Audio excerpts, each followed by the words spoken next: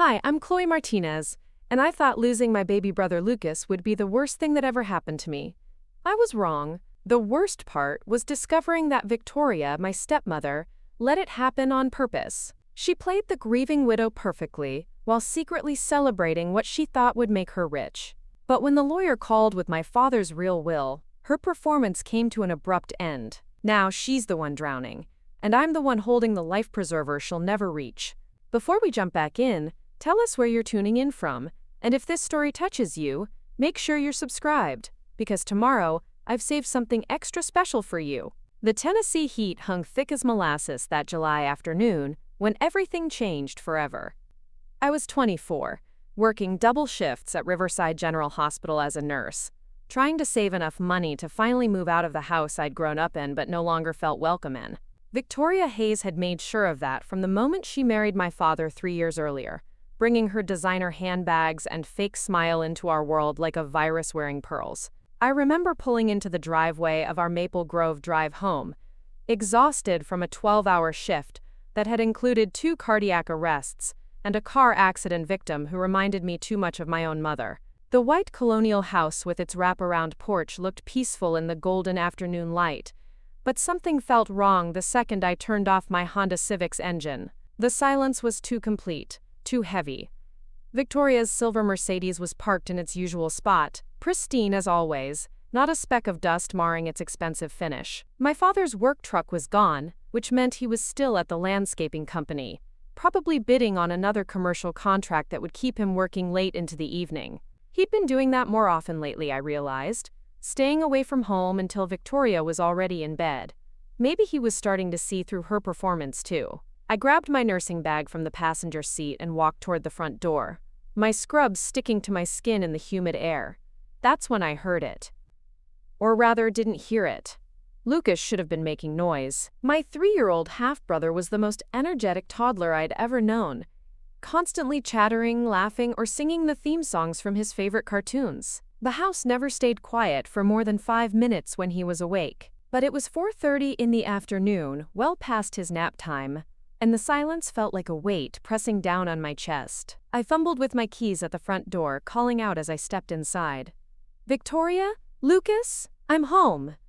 The central air conditioning hummed steadily, but no voices answered back. The living room was immaculate, as always. Victoria insisted on keeping everything perfect for her social media posts, where she presented herself as the ideal wife and stepmother to her growing following of admiring suburban women. I kicked off my white nursing shoes and padded through the house in my socks, checking the kitchen first.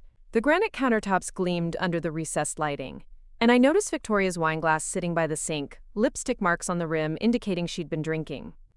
Again. Not unusual for a Tuesday afternoon in the Hayes household, but something about it made my stomach clench with worry. "Lucas?" I called again, louder this time. "Where's my favorite little man?" We had our routine, Lucas and I. Every day when I came home from work, he would run to me with his arms outstretched, demanding to be picked up and spun around while he giggled with pure joy. He was the brightest light in that house, the only reason I hadn't moved out months ago despite Victoria's constant passive-aggressive comments about how I was cramping their style as newlyweds. I climbed the stairs 2 at a time, checking Lucas's bedroom first. His race car bed was empty, the covers still rumpled from his afternoon nap. His favorite stuffed dinosaur, Mr. Roars, sat propped against his pillow like he was waiting for his little boy to come back. I checked my father's room next, then the guest bathroom, growing more anxious with each empty space. That's when I heard the splash. The sound came from outside, carried through the open windows that Victoria always kept cracked to let in what she called natural airflow. It was a small splash, not the kind Lucas made when he was playing with his pool toys. This was different. Wrong. My nursing training kicked in immediately, flooding my system with adrenaline as every worst-case scenario flashed through my mind in rapid succession. I ran down the stairs so fast I nearly tripped, my heart hammering against my ribs as I rushed through the kitchen toward the back door. Through the glass, I could see our kidney-shaped pools sparkling in the afternoon sun, the water perfectly blue and inviting. Victoria was nowhere to be seen, but there, floating face down in the deep end, was a small figure in red swim trunks. Lucas. Time fractured into slow-motion fragments as I sprinted across the deck, not bothering to remove my scrubs before diving into the chlorinated water. The pool was deeper than I remembered, and Lucas had sunk toward the bottom, his little body eerily still in the filtered sunlight streaming through the water. I wrapped my arms around him and pushed upward with everything I had, breaking the surface and gasping for air as I hauled him toward the shallow end. His lips were blue. His eyes were closed. His skin felt cold despite the warm water, and when I pressed my ear to his chest, I heard nothing. Nothing at all. I started CPR immediately, pressing rhythmically on his tiny rib cage while counting compressions aloud, forcing myself to stay clinical and focused even as tears streamed down my face. "Come on, Lucas," I whispered between breaths.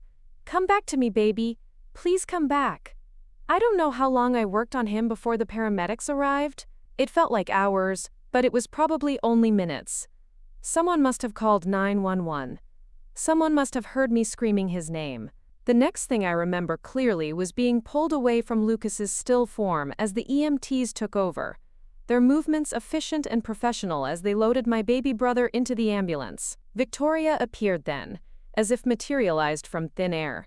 She was wearing a flowing sundress and sandals, her makeup perfectly applied, not a hair out of place. She clutched her cell phone in one manicured hand and pressed the other to her chest in a gesture of shocked grief. "Oh my God," she gasped, her voice carrying just the right note of maternal anguish. "I was only inside for a minute. I was making him a snack. He must have slipped and fallen in." The lie rolled off her tongue so smoothly, so naturally, that for a moment even I almost believed her. But something cold and sharp twisted in my gut as I watched her performance. There were no wet footprints leading from the pool to the house, no scattered pool toys that would indicate Lucas had been playing in the water. No evidence whatsoever that she'd been supervising him at all. The ride to Riverside Memorial Hospital passed in a blur of sirens and desperate prayers. I sat in the back of the ambulance, still dripping pool water, watching the EMTs work on Lucas with professional detachment, even as my heart shattered into a million pieces. They got a pulse back twice, lost it, got it back again. His vital signs were all wrong, weak and irregular, but he was fighting. My little brother was a fighter. Victoria rode in her Mercedes, following the ambulance with her hazard lights flashing dramatically. She'd called my father, she said, but he was 40 minutes away on a job site. She'd also called her mother, her sister, and what seemed like half of Riverside to spread the news of the terrible accident that had befallen her poor stepson. By the time we reached the hospital, her phone was buzzing constantly with messages of sympathy and support. The emergency room doctors worked on Lucas for 3 hours. I paced the waiting room in my damp scrubs, refusing to change clothes or eat the sandwich Victoria kept offering me from the vending machine. She'd somehow managed to fix her makeup and hair during the drive, and she worked the room like a politician at a campaign rally, accepting hugs and condolences from neighbors and church friends who'd heard the news and rushed over to show their support. "She's such a devoted mother," I heard Mrs. Patterson whisper to another neighbor. "She's absolutely beside herself with worry." I watched Victoria dab at her eyes with a tissue that never seemed to get wet, nodding bravely as people praised her strength and offered to bring casseroles to help the family through this difficult time. When my father finally arrived, still covered in dirt from the landscaping site, Victoria flew into his arms with a perfectly timed sob. "Robert, oh Robert, it happened so fast," she cried against his chest. "I was making him his favorite peanut butter crackers, and when I came back outside, he was in the water. I don't know how he got past the safety gate." Safety gate. I'd forgotten about the safety gate. It was a sturdy metal barrier my father had installed around the pool area specifically to keep Lucas safe. The gate had a spring-loaded latch that was designed to be too high and too complex for a 3-year-old to operate. I tested it myself when Dad first put it up, and even I had to use both hands and considerable force to get it open. "Where is he now?" my father asked, his voice hollow with fear and exhaustion. Dark circles shadowed his eyes, and I realized he'd probably been working since dawn, pushing himself harder and harder to afford the lifestyle Victoria demanded. The designer clothes, the expensive dinners, the weekend trips to Nashville that she documented extensively on social media. My father was killing himself to keep her happy, and now Lucas was fighting for his life. Dr. Martinez, no relation despite sharing my last name, emerged from the treatment area with the kind of expression that made my nursing experience kick into overdrive.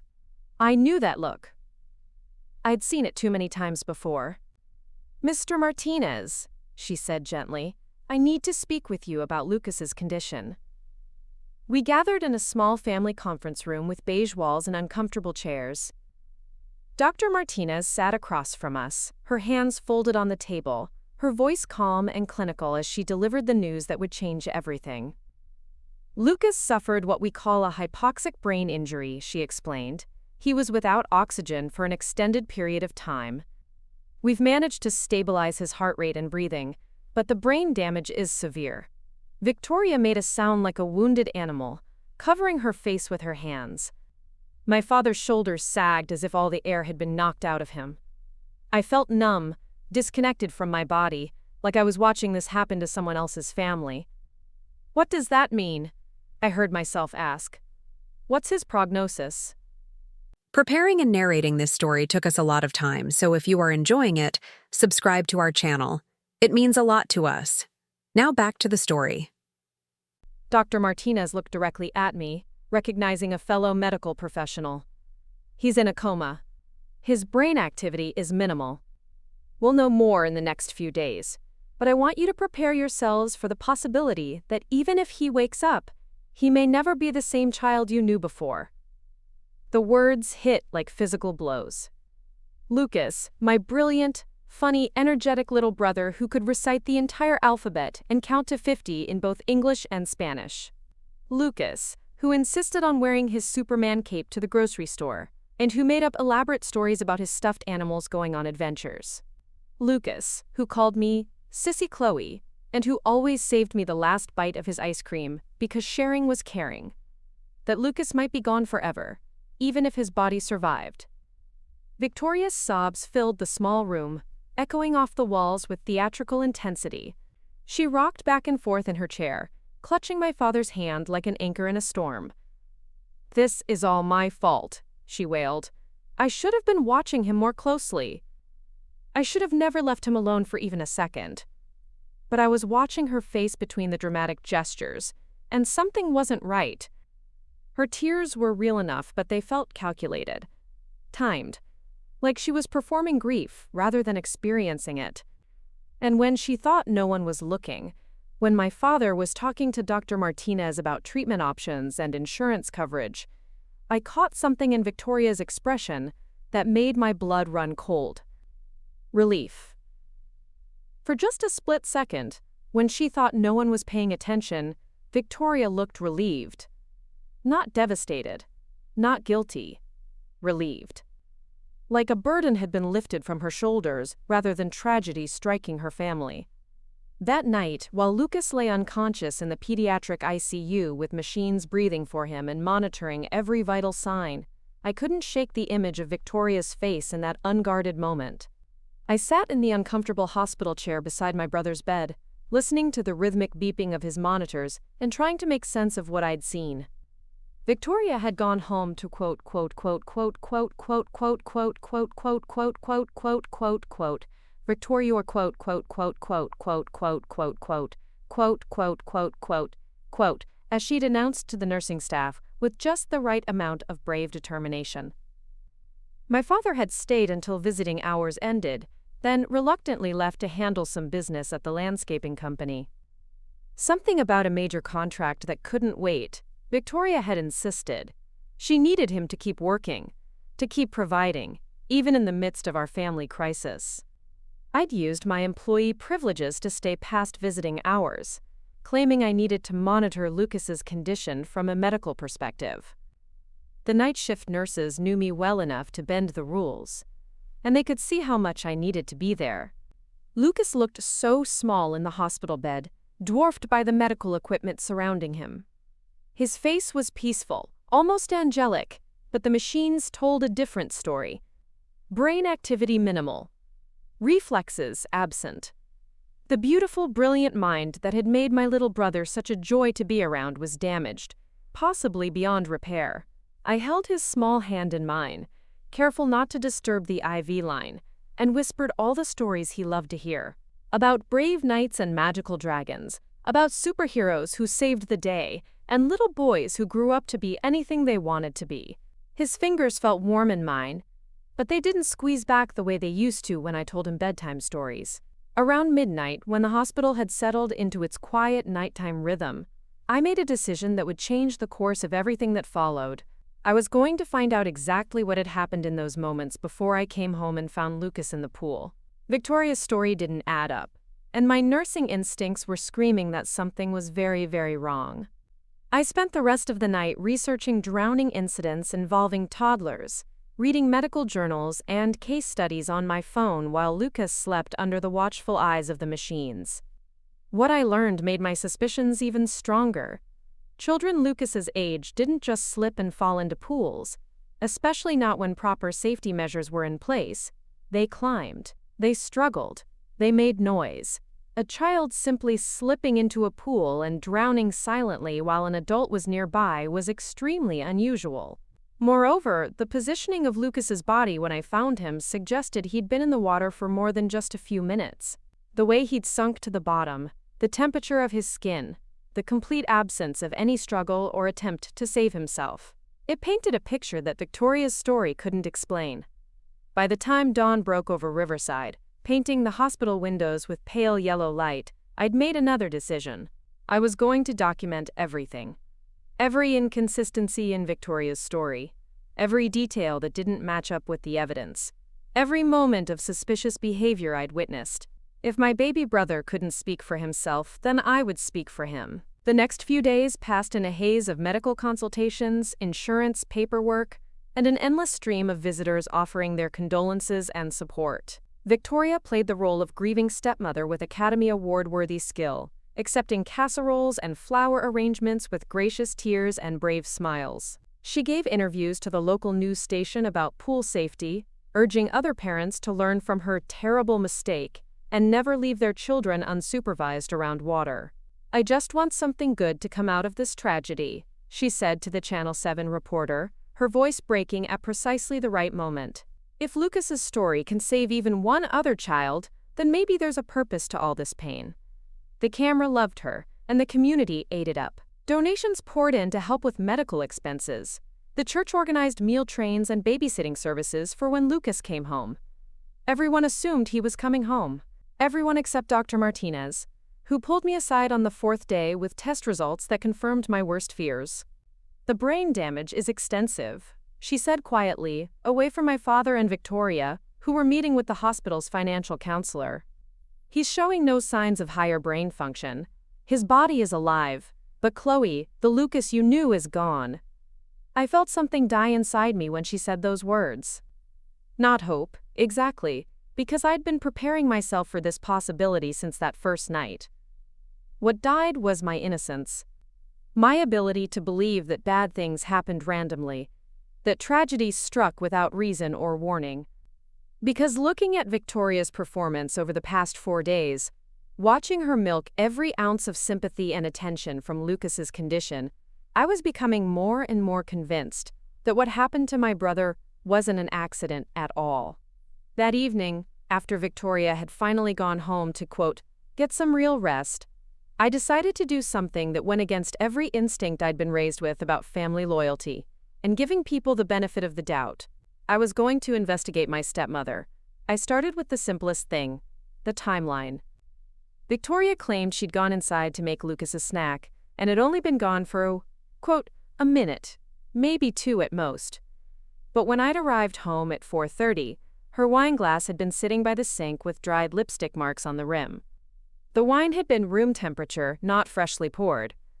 If she'd really just gone inside to make a snack, she would have been in the kitchen when I got home. Instead, she'd been nowhere to be found until after I'd pulled Lucas from the pool. Where had she been during those crucial minutes? And why had she lied about something so easily verifiable?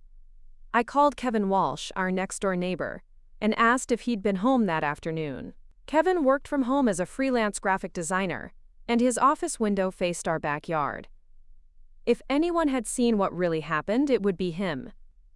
"Oh, hey, Chloe," Kevin said when he answered the phone. "I'm so sorry about Lucas. How's he doing?" I could hear the genuine concern in his voice, and it made my chest tight with emotion. Kevin had always been kind to Lucas, letting him pet his golden retriever, and sometimes giving him popsicles on hot summer days. "Not good," I admitted. "Kevin, I know this might sound strange, but do you remember anything about yesterday afternoon, around 4 or 4:15? Did you see or hear anything from our backyard?" There was a pause, and I could practically hear Kevin thinking. "Actually, yeah," he said slowly. "I was on a video call with a client, and I remember being distracted by some kind of commotion from your yard.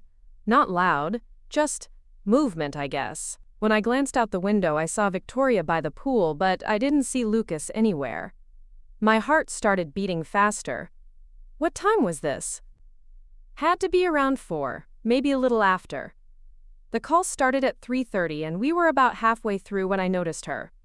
She was just standing there by the deep end, looking down at the water. I thought it was weird because usually when Lucas is outside, you can hear him playing and laughing. But it was really quiet.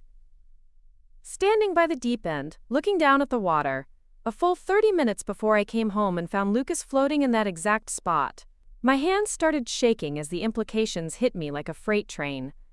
"Kevin?" I said, my voice barely steady. "How long did you see her standing there?" "I don't know, maybe 5 or 10 minutes? She didn't move much, just stood there like she was thinking about something. Or waiting for something." He paused again. "Chloe, is everything okay? I mean, besides the obvious, you sound really upset." I thanked Kevin and hung up before he could ask any more questions. My mind was racing, putting together a picture that made me physically sick. Victoria hadn't been inside making a snack when Lucas drowned. She'd been outside with him. She'd been standing by the pool, watching, while my 3-year-old brother struggled in water too deep for him to survive. But I needed more than one neighbor's observation. I needed proof. Evidence that would stand up to scrutiny if I was going to accuse my stepmother of the unthinkable. Because what Kevin had described wasn't negligence or a momentary lapse in supervision. What he'd described was something much, much worse. The next morning, while Victoria was at the hospital giving another tearful interview to a different news crew about the importance of pool safety education, I drove to our house on Maple Grove Drive with a sick determination burning in my chest. I had a key, and I had questions that needed answers. The house felt different in the morning light, quieter and somehow smaller than I remembered. Victoria's presence had always made the space feel tense and artificial, like a stage set designed to impress, rather than a home meant for living. But now, even in her absence, the walls seemed to whisper secrets. I went straight to the backyard, examining the pool area with the methodical attention to detail that my nursing training had taught me. The safety gate was latched shut, exactly as it should be, but when I tested the mechanism, I found something that made my blood run cold. The latch was broken. Not recently broken, not damaged in some accident yesterday. The metal was worn and corroded, like it had been malfunctioning for weeks or even months. A broken safety gate that Victoria had never mentioned. A broken safety gate that would have made it easy for Lucas to wander into the pool area while she was distracted or absent. A broken safety gate that she'd apparently decided not to repair, despite knowing how dangerous it made the pool for a curious 3-year-old. I took pictures of the latch with my phone, documenting the wear patterns and corrosion from every angle. Then I walked around the pool deck, looking for any other evidence of what had really happened yesterday afternoon. The concrete was clean, too clean. It had been recently hosed down, removing any trace of wet footprints or other signs of activity.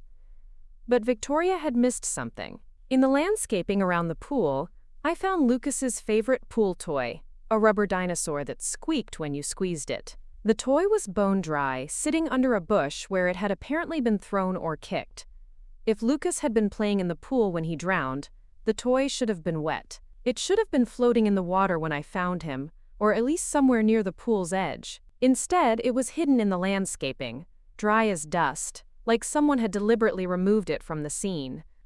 I was photographing the toy when I heard the sound of Victoria's Mercedes pulling into the driveway. My heart jumped into my throat, as I quickly slipped the rubber dinosaur into my purse and tried to look casual, like I'd just been checking on the house rather than conducting a criminal investigation of my stepmother. Victoria found me sitting on the back deck, staring at the pool that had nearly claimed my brother's life. She was wearing another perfectly coordinated outfit, her makeup flawless despite the early hour and the emotional strain she claimed to be under. Her eyes were dry, I noticed. No signs of the tears she'd been shedding so freely for the news cameras. "Chloe, sweetheart," she said, settling into the chair beside me with a soft sigh. "I didn't expect to find you here. Shouldn't you be at the hospital with Lucas?" The endearment felt like acid on my skin. Victoria had never called me sweetheart before, had never used anything but my name when she was forced to address me directly. This sudden warmth, this maternal concern, was as fake as everything else about her. "I needed to see it," I said, gesturing toward the pool. "I needed to understand how it happened." Victoria nodded sympathetically, reaching over to pat my hand with fingers that felt cold despite the warm morning air. "I know, honey. I keep replaying it in my mind, too. If only I hadn't gone inside for those crackers. If only I'd been watching more carefully." There it was again. The story about going inside to make a snack. But I'd seen the kitchen yesterday when I arrived home. There had been no crackers, no evidence of food preparation, nothing to support her claim. Just that wine glass with the dried lipstick marks, sitting by the sink like evidence of a much different afternoon than the one she was describing. "The gate was broken," I said quietly, watching her face for any reaction. Victoria's expression didn't change, but I felt her hands stiffen against mine for just a moment before she recovered her composure. "What gate, dear?" "The safety gate around the pool. Dad installed it to keep Lucas safe, but the latch is broken.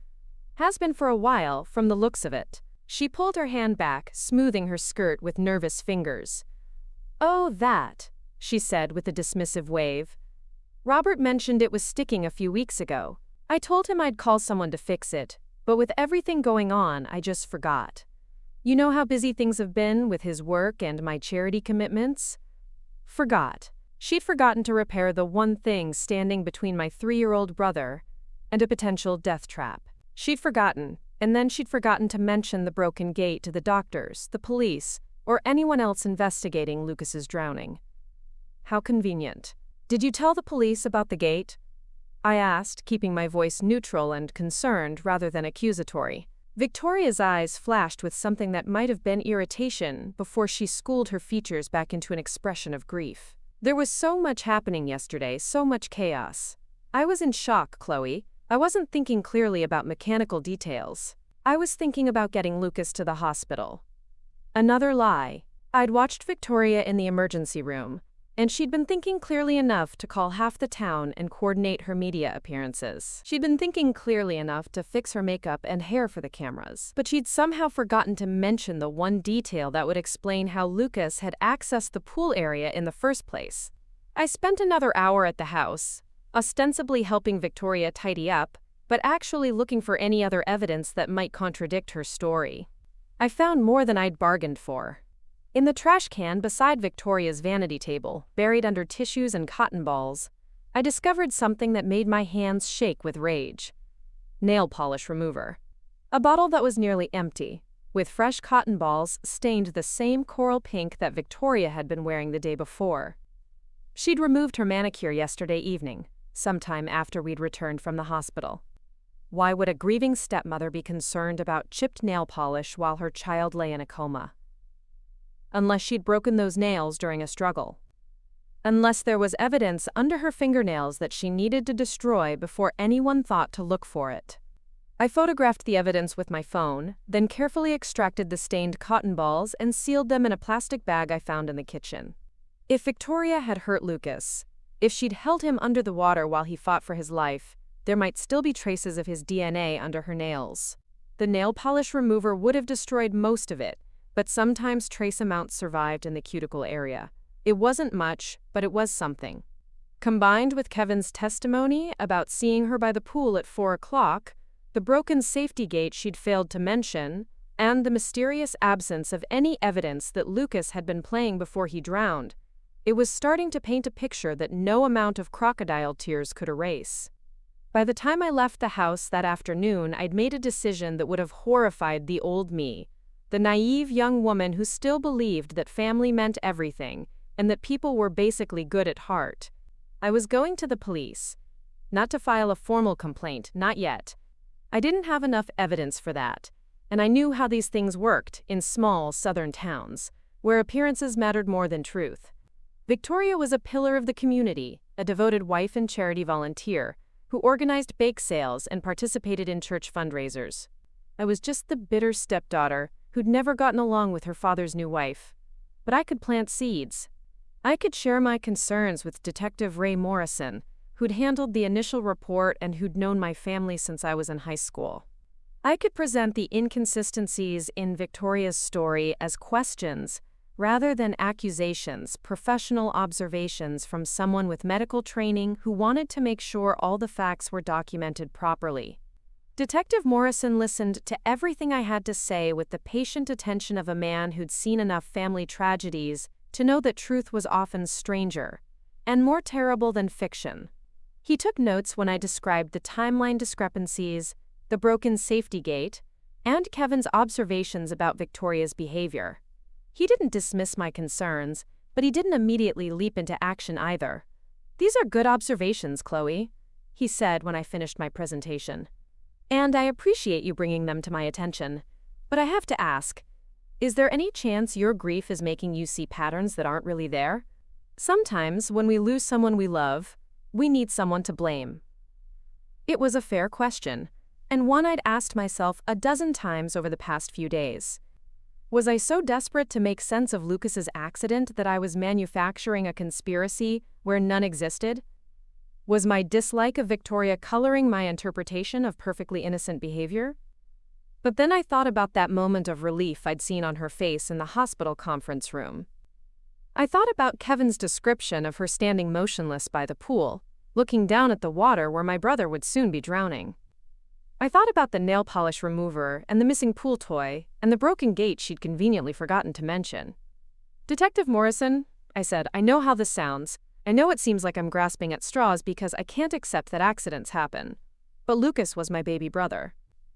If there's even a chance that what happened to him wasn't an accident, don't we owe it to him to find out the truth?" Detective Morrison studied my face for a long moment, then nodded slowly. "You're right," he said. "We do owe him that much. Let me do some digging, see what I can find. And Chloe, if you notice anything else, anything at all that seems off, you call me immediately. Don't try to investigate this on your own." I promised I wouldn't, but it was a promise I knew I couldn't keep. Lucas was fighting for his life in a hospital bed, unable to speak for himself or tell us what had really happened in those final moments before he ended up in the pool. If Victoria had hurt him, if she deliberately caused his injuries, then I was the only one in a position to uncover the truth. Walking out of the police station that afternoon, I felt the weight of responsibility settling on my shoulders like a lead blanket. I was no longer just Lucas's big sister. I was his advocate, his voice, his only hope for justice, if justice was what this situation demanded. The sun was setting over Riverside, painting the sky in shades of orange and pink that reminded me of the summer evenings when Lucas and I would sit on the back deck and count fireflies until it was time for his bath. Those simple, perfect moments felt like they belonged to a different lifetime, a different family that had been destroyed in the space of a few terrible minutes.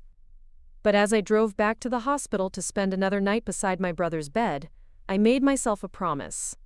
Whatever had happened to Lucas, whoever was responsible for the machines that were now breathing for him, and the tubes that were keeping him alive, I would find the truth. Even if it destroyed what was left of our family. Even if it meant facing a reality too horrible to imagine. Because Lucas deserved nothing less than the truth, and I was the only one left who was willing to fight for it. The patterns started emerging like cracks in a perfectly painted wall, small at first, then spreading until the whole facade crumbled. It began 3 days after my conversation with Detective Morrison, when I was going through some of Lucas's belongings at the hospital. The nurses had given me a bag of his clothes and personal items from the day of the accident, things that had been cut away or removed during his treatment. Among his tiny Superman t-shirt and cartoon character underwear, I found something that stopped me cold. A small bruise on his upper arm, barely visible unless you knew what to look for. The mark was finger-shaped, dark purple against his pale skin, and positioned exactly where an adult hand would grip if they were trying to hold a struggling child still. I'd been a nurse long enough to recognize the signs of physical restraint, and this bruise was fresh. It had occurred within hours of Lucas's accident, not days or weeks before. Someone had grabbed my brother hard enough to leave marks, and they'd done it on the day he nearly drowned. Dr. Martinez confirmed my suspicions when I brought the bruise to her attention. "This is consistent with grip marks," she said quietly, photographing the injury for Lucas's medical file. Given the timeline, it would have happened the same day as the drowning incident. She looked at me with the careful expression of someone who understood the implications but couldn't voice them directly. "Have you mentioned this to the police?" I had, and Detective Morrison had added the photographs to his growing file of inconsistencies and concerns. But I knew that one bruise, however suspicious, wasn't enough to build a case against Victoria. Accidents could cause bruises. Rescue attempts could leave marks. I needed more than physical evidence. I needed to understand the woman who had married my father and somehow convinced an entire community that she was a devoted mother figure. So I started digging into Victoria's past, beginning with the obvious places. Social media gave me a treasure trove of information, but not the kind I'd expected. Victoria's Instagram account painted a picture of domestic bliss and maternal devotion that seemed too perfect to be real. Every photo was professionally staged, every caption carefully crafted to project an image of effortless perfection. But the timeline told a different story. Victoria had only started posting photos with Lucas 6 months ago, despite being married to my father for 3 years. Before that, her social media presence had focused entirely on her own lifestyle: expensive dinners, spa treatments, shopping trips to Nashville and Atlanta. Lucas had been completely absent from her curated online persona until very recently. Why the sudden change? What had motivated Victoria to start presenting herself as a loving stepmother after 3 years of essentially ignoring Lucas's existence online? I scrolled through months of posts, looking for clues, and found something that made my blood run cold. The shift in her content had coincided exactly with my father's decision to update his will. I knew about the will update because Dad had mentioned it to me in passing, one of those casual conversations that had seemed unimportant at the time. He'd been working with a lawyer to revise his estate planning, he'd said, making sure everything was properly organized now that he had a wife and young son to consider. It was responsible, practical, the kind of thing any good father would do. But Victoria's sudden transformation into Instagram's Stepmother of the Year had begun the same week Dad started meeting with his attorney. The timing couldn't be coincidental. She'd been building a public narrative of maternal devotion, creating an online paper trail that would support her claim to Lucas's inheritance if anything ever happened to my father. Or if anything ever happened to Lucas. The thought hit me like a physical blow, so terrible and unthinkable that I had to sit down in the hospital corridor and put my head between my knees until the dizziness passed. But once the idea took root, I couldn't shake it loose. Victoria hadn't been building a case for her love of Lucas. She'd been building a case for her right to inherit his portion of Dad's estate if he died before reaching adulthood. In Tennessee, if a child dies before their parent, their inheritance typically reverts to the parent's spouse unless specifically designated otherwise. Victoria wouldn't just inherit my father's assets when he died. If Lucas died first, she'd inherit his portion too. Every penny that Dad had set aside for his son's education, every dollar from the life insurance policies, every asset in the estate would flow directly to the woman who'd stood by the pool and watched him drown. I called Attorney Thompson's office the next morning, claiming I needed information about my father's estate planning for insurance purposes related to Lucas's medical care. The receptionist was sympathetic and helpful, confirming what I'd suspected. Dad had indeed updated his will 6 months ago, establishing Lucas as his primary beneficiary with Victoria as the contingent heir. It's a standard arrangement for families with minor children, she explained. If something happens to the child before they reach adulthood, the assets remain with the surviving spouse, rather than being dispersed to extended family members. Extended family members like me. Victoria's inheritance would double if Lucas died, and I wouldn't see a penny of the money my father had worked so hard to accumulate. Not that I cared about the money for my own sake, but the realization that Victoria had a clear financial motive for wanting Lucas dead made everything else fall into place with horrifying clarity. I started paying closer attention to Victoria's behavior during her daily hospital visits, watching for the small tells and inconsistencies that might reveal her true feelings about Lucas's condition. What I observed made me sick to my stomach.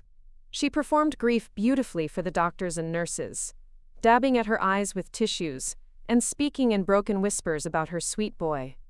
But when she thought no one was looking, when she was checking her phone or adjusting her makeup in the bathroom mirror, her expression was calm, almost peaceful. There was no anguish in her private moments, no desperate hope or maternal fear. She looked like a woman waiting for an outcome she'd already accepted, playing her role until the final curtain call. The breaking point came on a Thursday evening, when I was leaving the hospital after my shift.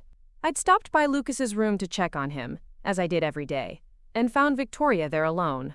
She was sitting beside his bed, not touching him, not speaking to him, just staring at the monitors with a strange expression of concentration. "The doctors say his brain activity is getting weaker," she said without looking at me. "That the damage might be too extensive for any meaningful recovery." I nodded, my throat tight with emotion. Dr. Martinez had shared the same prognosis with me earlier that day. Lucas's condition was deteriorating, despite all the medical intervention. The beautiful, brilliant mind that had made him such a joy to be around was slipping away from us, leaving behind only the basic functions that the machines could support. "Maybe it would be kinder to let him go," Victoria continued, her voice soft and reasonable. "To stop the machines and let him rest in peace. He's suffered enough, don't you think?" The words hit me like a slap across the face. I stared at Victoria in disbelief, searching her expression for any sign of the grief and desperation that should accompany such a devastating suggestion. Instead, I saw calculation, planning. A woman who was ready to move on to the next phase of her carefully orchestrated tragedy. Quote, "The doctors haven't given up hope," I said carefully. "They want to give him more time to heal." Victoria sighed, a sound that was perfectly pitched to convey reluctant acceptance of a painful reality. "Of course. We have to try everything. But Chloe, I think we also need to be realistic about what's best for Lucas. Sometimes the most loving thing we can do is let go. Let go." She wanted us to let go of Lucas so she could collect her inheritance and move on with her life. She wanted to pull the plug on my 3-year-old brother so she could play the grieving widow with a clear conscience and a substantial bank account. I excused myself before I said something I couldn't take back, but my hands were shaking with rage as I walked to my car. Victoria wasn't just neglectful or careless. She wasn't even just criminally negligent. She was actively working toward Lucas's death, using her position as his legal stepmother to advocate for ending his life support. That night, I called Aunt Diane Rodriguez, my mother's sister who lived 2 hours away in Knoxville. Aunt Diane had been the closest thing to a mother figure I'd had since losing Mom to cancer when I was 16. She was also a retired social worker who understood family dynamics and legal systems better than anyone else I knew. "Chloe, honey," she said when I finished explaining everything I discovered. "What you're describing sounds like a textbook case of financial abuse escalating to attempted murder. This woman married your father for his money, and now she's trying to eliminate the one obstacle standing between her and a substantial inheritance." Hearing someone else voice my suspicions made them feel more real and more terrifying. "But how do I prove it?" I asked. "Everything I have is circumstantial. The broken gate, the timeline inconsistencies, the bruises. A good lawyer could explain all of it away." "Maybe," Aunt Diane said, "but you'd be surprised how often predators reveal themselves when they think they're safe. Victoria's been playing a role for 3 years, pretending to be something she's not. That kind of constant performance takes energy, and eventually people like her get careless. they make mistakes. What kind of mistakes? The kind that show their true character. Keep watching her, Chloe. Keep documenting everything. And whatever you do, don't let them take Lucas off life support until you know the truth about what happened to him. I promised Aunt Diane I would fight for Lucas as long as there was anything left to fight for. But as I hung up the phone, I realized I was running out of time. Victoria's campaign to end Lucas's life support was gaining momentum, and my father was starting to listen to her arguments about letting him rest in peace. Dad was exhausted, emotionally, and financially drained by the medical bills and the constant stress of having his son in intensive care. He was vulnerable to Victoria's suggestions, especially when she framed them as merciful and loving rather than convenient and profitable. If I was going to expose the truth about what she'd done, I needed to act fast. The opportunity came sooner than I'd expected, in the form of a phone call from Kevin Walsh the next morning. "Chloe," he said, his voice tight with anxiety. "I think I need to tell you something else about the day Lucas was hurt. Something I didn't mention before because I wasn't sure what I'd seen." My heart started racing as Kevin described what he'd witnessed from his office window that afternoon. He'd been working on a design project, he said, taking occasional breaks to rest his eyes by looking out at the neighborhood. Around 3:30, he'd seen Victoria and Lucas in the backyard together. Nothing unusual about that, except for Victoria's behavior. She seemed agitated, Kevin said, pacing around the pool area while Lucas played with his toys. At one point, I saw her grab him by the arm and pull him away from something, but he kept trying to go back to whatever it was. They looked like they were arguing, which seemed weird because he's just a little kid. Quote, "Could you hear what they were saying?"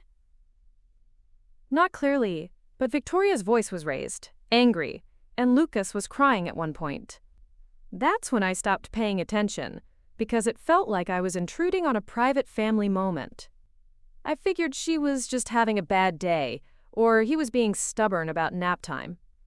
But now, knowing what had happened less than an hour later, Kevin's observations took on a much more sinister meaning. Victoria hadn't been supervising Lucas that afternoon. She'd been fighting with him about something, grabbing him hard enough to leave bruises, making him cry with the force of her anger. "Kevin," I said, "would you be willing to tell the police what you saw? Even if it seems like a small thing, it could be important." There was a long pause before he answered. "Chloe, are you saying you think Victoria hurt Lucas on purpose? Because that's a serious accusation to make against someone who's been nothing but devastated about this whole situation." I chose my words carefully, not wanting to sound like a conspiracy theorist but needing Kevin to understand the stakes. "I'm saying there are some inconsistencies in her story that the police need to investigate, and your observations could help them understand what really happened that afternoon." Kevin agreed to speak with Detective Morrison, and I felt a small surge of hope for the first time in weeks. Between the physical evidence, the timeline discrepancies, and now an eyewitness account of Victoria's aggressive behavior toward Lucas before his accident, we might finally have enough to justify a formal investigation. But Victoria wasn't finished with her performance yet. The next morning, she arrived at the hospital with a new prop in her ongoing drama, a grief counselor she'd hired to help the family, quote, "process our collective trauma and make the difficult decisions ahead." Dr. Sarah Chen was a licensed therapist who specialized in end-of-life counseling for families facing terminal diagnoses. She was kind, compassionate, and completely manipulated by Victoria's carefully crafted narrative of a stepmother struggling to do right by her dying child. "I understand this is an incredibly difficult situation," Dr. Chen said as we sat in the family conference room with my father and Victoria. "Watching a child suffer is one of the hardest things any parent can endure. But sometimes the most loving choice is to prioritize comfort and dignity over prolonging a life that may no longer have meaning." Victoria nodded bravely, reaching for my father's hand with trembling fingers. "I just want what's best for Lucas," she whispered. "I can't bear to see him lying there with all those machines. It's not how he would want to live." My father looked older than his 52 years, his face gray with exhaustion and grief. The man who had once seemed capable of fixing any problem was drowning in a situation that no amount of hard work or determination could resolve. Victoria's gentle pressure was wearing him down, convincing him that ending Lucas's life support was an act of mercy rather than convenience. "Dad," I said, fighting to keep my voice steady. "Lucas is stable. His condition isn't getting worse. Maybe we should give him more time to heal before we make any irreversible decisions." "Chloe, sweetheart," Victoria said with a patronizing smile, "I know this is hard for you to accept. You're young, and you still believe in miracles. But sometimes we have to face reality, even when it breaks our hearts." The condescension in her voice made my skin crawl, but I forced myself to stay calm. Getting emotional would only reinforce Victoria's narrative that I was too young and too invested to think clearly about Lucas's situation. I needed to be the rational voice in the room, the medical professional who understood the complexities of brain injury recovery. "Actually," I said, "I've been researching cases of pediatric hypoxic brain injury. There are documented instances of children making remarkable recoveries, even after weeks or months in coma. The brain is incredibly resilient, especially in young patients." Dr. Chen looked interested. "That's true, though recovery rates vary significantly depending on the extent and duration of oxygen deprivation. Have the doctors provided any specific prognosis for Lucas's case?" "They've been cautious but not hopeless," I said. "Dr. Martinez believes he could still have meaningful recovery with time and intensive rehabilitation." It wasn't exactly what Dr. Martinez had said, but it wasn't entirely false either. She had mentioned that Lucas's youth worked in his favor, that children sometimes surprised everyone with their capacity for healing. I was stretching the truth, but I was fighting for my brother's life against a woman who wanted him dead for money. Victoria's mask slipped slightly at my words, a flash of irritation crossing her features before she recovered her composure. "Of course we all want to hope for the best," she said. "But we also have to consider the financial reality.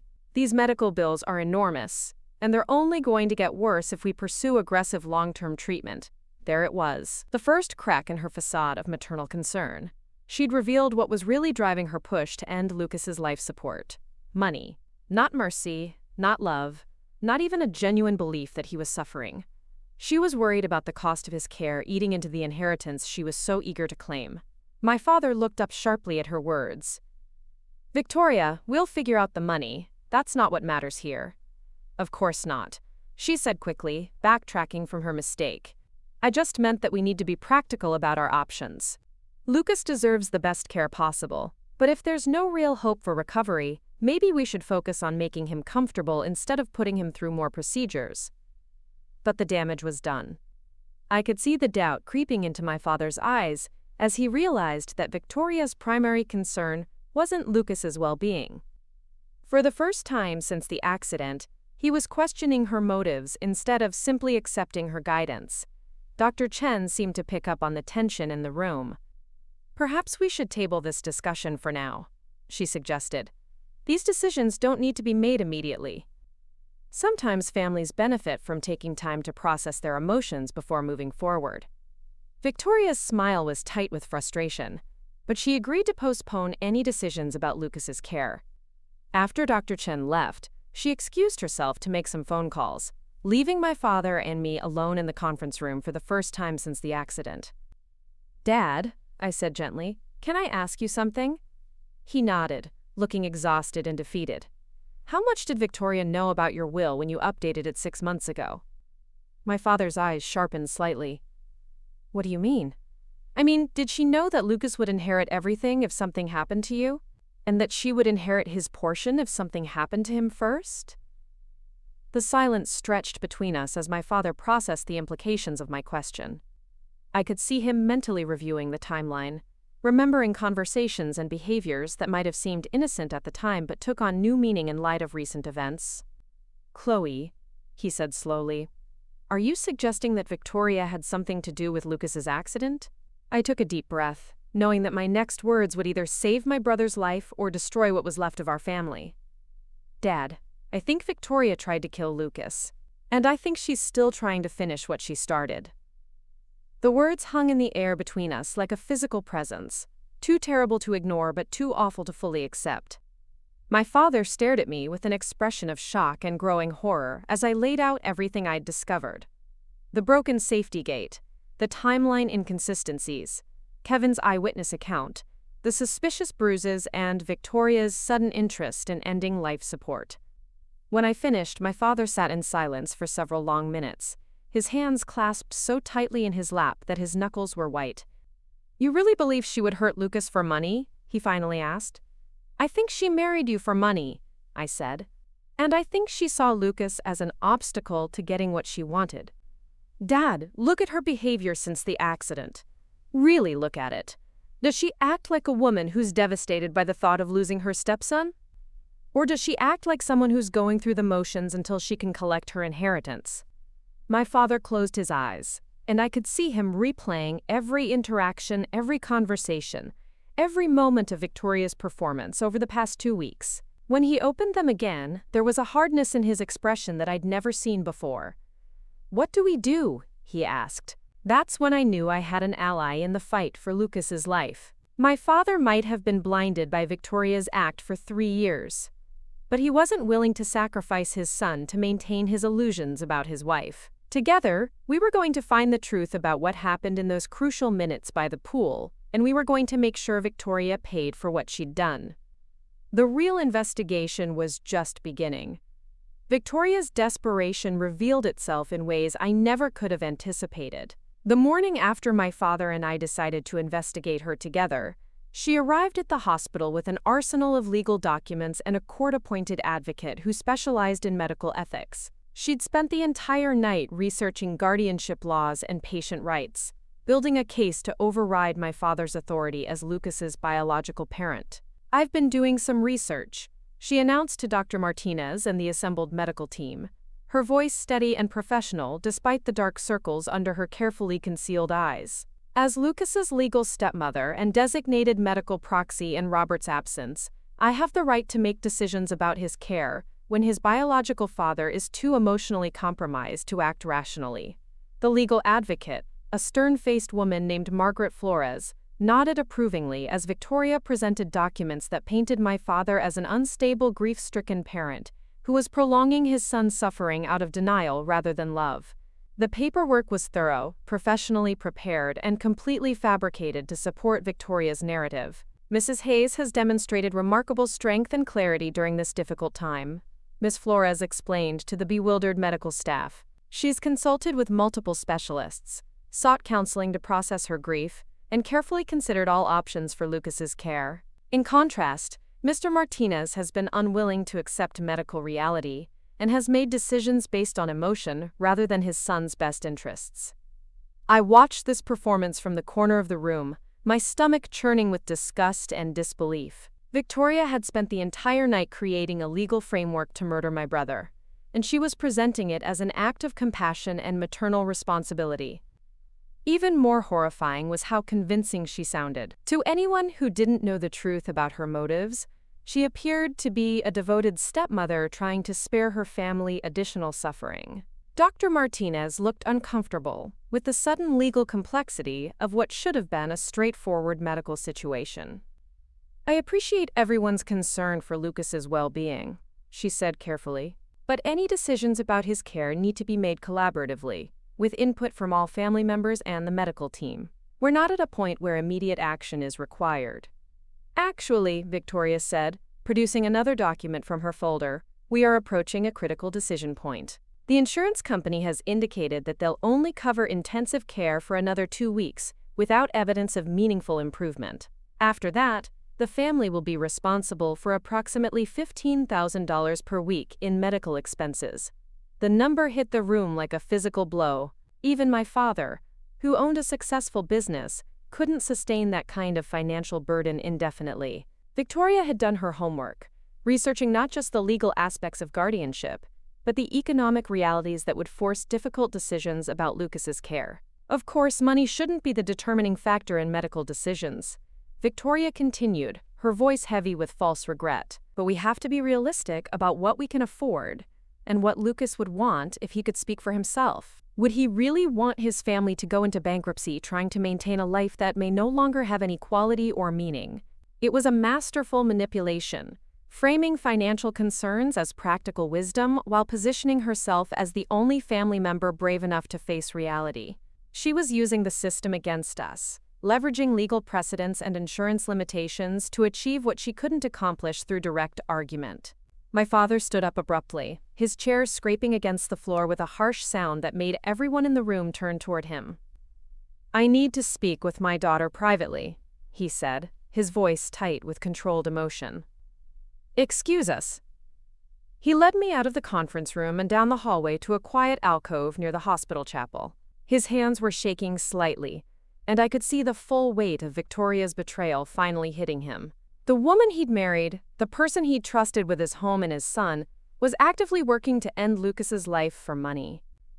"She's been planning this," he said, his voice barely above a whisper. "All those late-night conversations about being realistic, about not prolonging suffering. She wasn't trying to help me process grief. She was conditioning me to accept Lucas's death as inevitable." I nodded, feeling sick at the scope of Victoria's manipulation.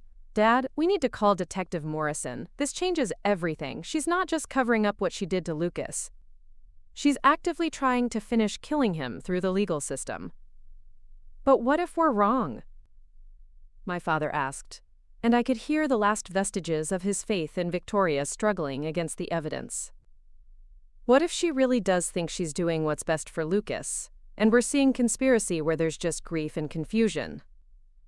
It was a fair question, one that had tortured me for weeks as I'd gathered evidence against my stepmother. The possibility that I was wrong, that my dislike of Victoria was coloring my interpretation of innocent behavior, had kept me awake countless nights. But watching her legal performance this morning had eliminated any remaining doubt about her true motives. "Dad," I said, pulling out my phone and showing him the photographs I'd taken of Lucas's bruises. "Grief doesn't leave fingerprint marks on a child's arm. Confusion doesn't make someone lie about broken safety gates or clean up crime scenes. Victoria hurt Lucas deliberately, and now she's trying to use the legal system to cover up what she did." My father stared at the images on my phone screen, his face growing pale as the evidence of Victoria's violence became undeniable. "My God," he breathed. "I brought this woman into our home. I married her. I trusted her with my son." "You couldn't have known," I said, though part of me wondered if there had been signs he'd chosen to ignore. People like Victoria are experts at hiding their true nature. They study normal human behavior and mimic it until they need to drop the mask. "What do we do now?" he asked. "She has legal documents. She has advocates. She's built a case that makes her look like the responsible parent, and me look like the emotional wreck who can't accept reality." Before I could answer, my phone buzzed with a text message from Detective Morrison. The timing was uncanny, as if he'd somehow sensed that we needed help. The message was brief but promising. "Need to meet with you today. Found something important about Victoria's background." I showed the text to my father, and I saw hope flicker in his eyes for the first time in weeks. "Maybe we're not fighting this alone," I said. "Maybe someone else has been investigating Victoria too." We agreed to meet Detective Morrison at the police station that afternoon. But first we had to deal with the immediate crisis of Victoria's legal maneuvers. She was pushing hard for a decision about Lucas's care, using every tool at her disposal to force my father into ending life support before we could expose the truth about what she'd done. When we returned to the conference room, Victoria was in full performance mode, dabbing at her eyes with a tissue, while Ms. Flores outlined the legal framework for transferring medical decision-making authority to her as Lucas's stepmother. The hospital staff looked uncomfortable with the family drama playing out in their professional space, but they were clearly taking Victoria's legal arguments seriously. "I understand this is difficult for everyone," Victoria said, her voice breaking with calculated emotion. "But I can't stand by and watch Lucas suffer while his father clings to false hope. Someone has to be the adult in this situation and make the hard decisions that love sometimes requires." The manipulation was breathtaking in its sophistication. She was positioning herself as the mature, responsible parent, while painting my father as an emotional child who couldn't face reality. Even worse, she was using Lucas's condition as emotional leverage, claiming that keeping him alive was somehow cruel rather than hopeful. "Mrs. Hayes," I said, my voice carefully controlled, "before any decisions are made about Lucas's care, I think there are some questions that need to be answered about exactly what happened the day he was injured." Victoria's eyes flashed with irritation before she controlled her expression. Chloe, sweetheart, I know you're looking for someone to blame for this tragedy. But sometimes accidents just happen, no matter how careful we try to be. I'm not looking for blame, I said. I'm looking for truth. And there are some inconsistencies in your account of that afternoon that need to be clarified. Ms. Flores intervened before Victoria could respond. I'm not sure this is the appropriate time or place for investigating past events, she said primly. We're here to make decisions about Lucas's future care, not to relitigate what happened before his injury. Actually, my father said, finding his voice and his backbone simultaneously, I think understanding exactly what happened to my son is very relevant to any decisions about his care, and I'm not comfortable moving forward with any legal proceedings until those questions are answered. Victoria's mask slipped slightly, revealing a flash of pure fury before she regained control. Robert, you're being manipulated by grief and conspiracy theories. Our son is dying, and instead of focusing on his comfort and dignity, you're chasing shadows and accusations. Our son. She'd never called Lucas our son before this moment, never claimed that level of maternal connection when it didn't serve her purposes.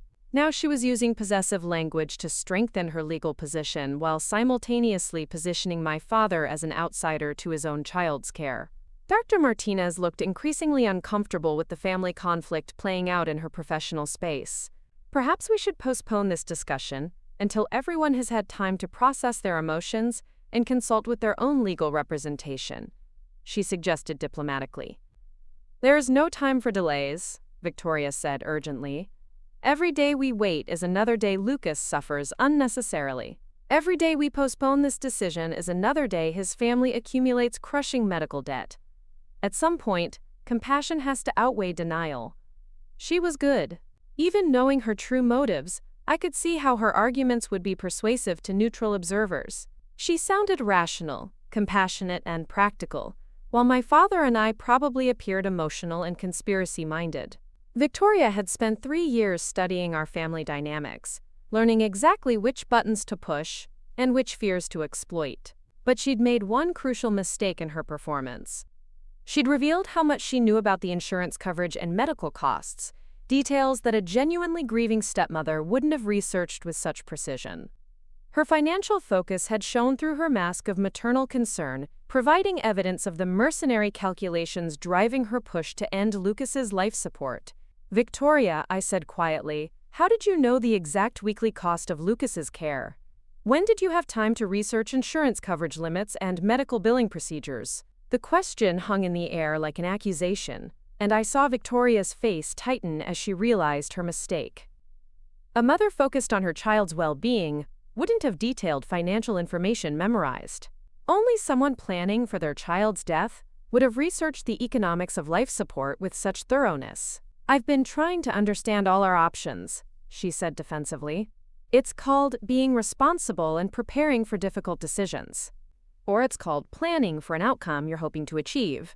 I replied, when did you first contact the insurance company about coverage limits? Before or after Lucas's accident? The room fell silent as the implications of my question sank in. If Victoria had researched insurance coverage before Lucas's injury, it would suggest premeditation rather than post-accident planning. Even Ms. Flores looked uncomfortable with the direction the conversation was taking.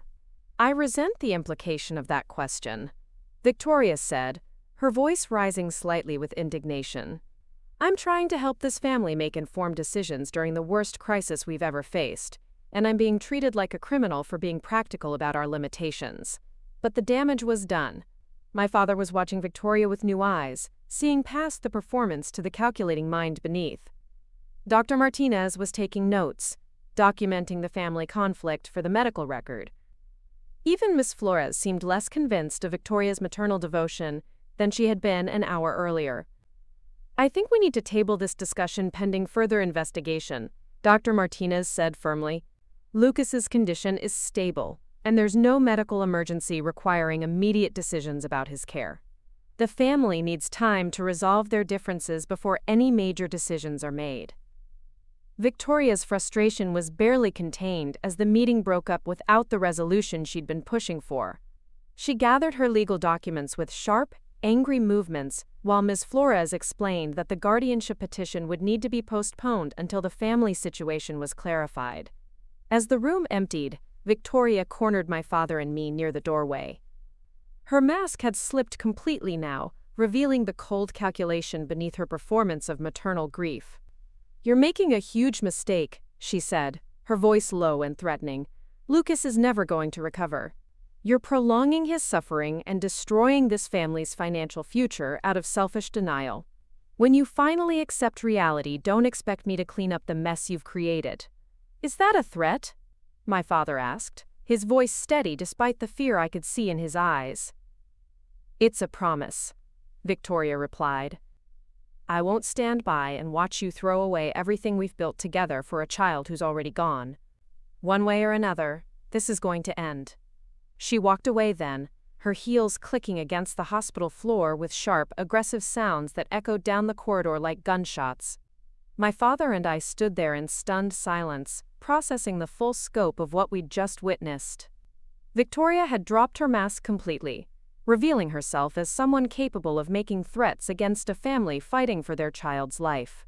"She's not going to give up," my father said quietly. "She's going to keep pushing until she gets what she wants." "Then we need to stop her before she succeeds," I replied. Detective Morrison said he found something important about Victoria's background. "Maybe we finally have the evidence we need to prove what she did to Lucas." We left the hospital that afternoon with a new understanding of the battle we were fighting.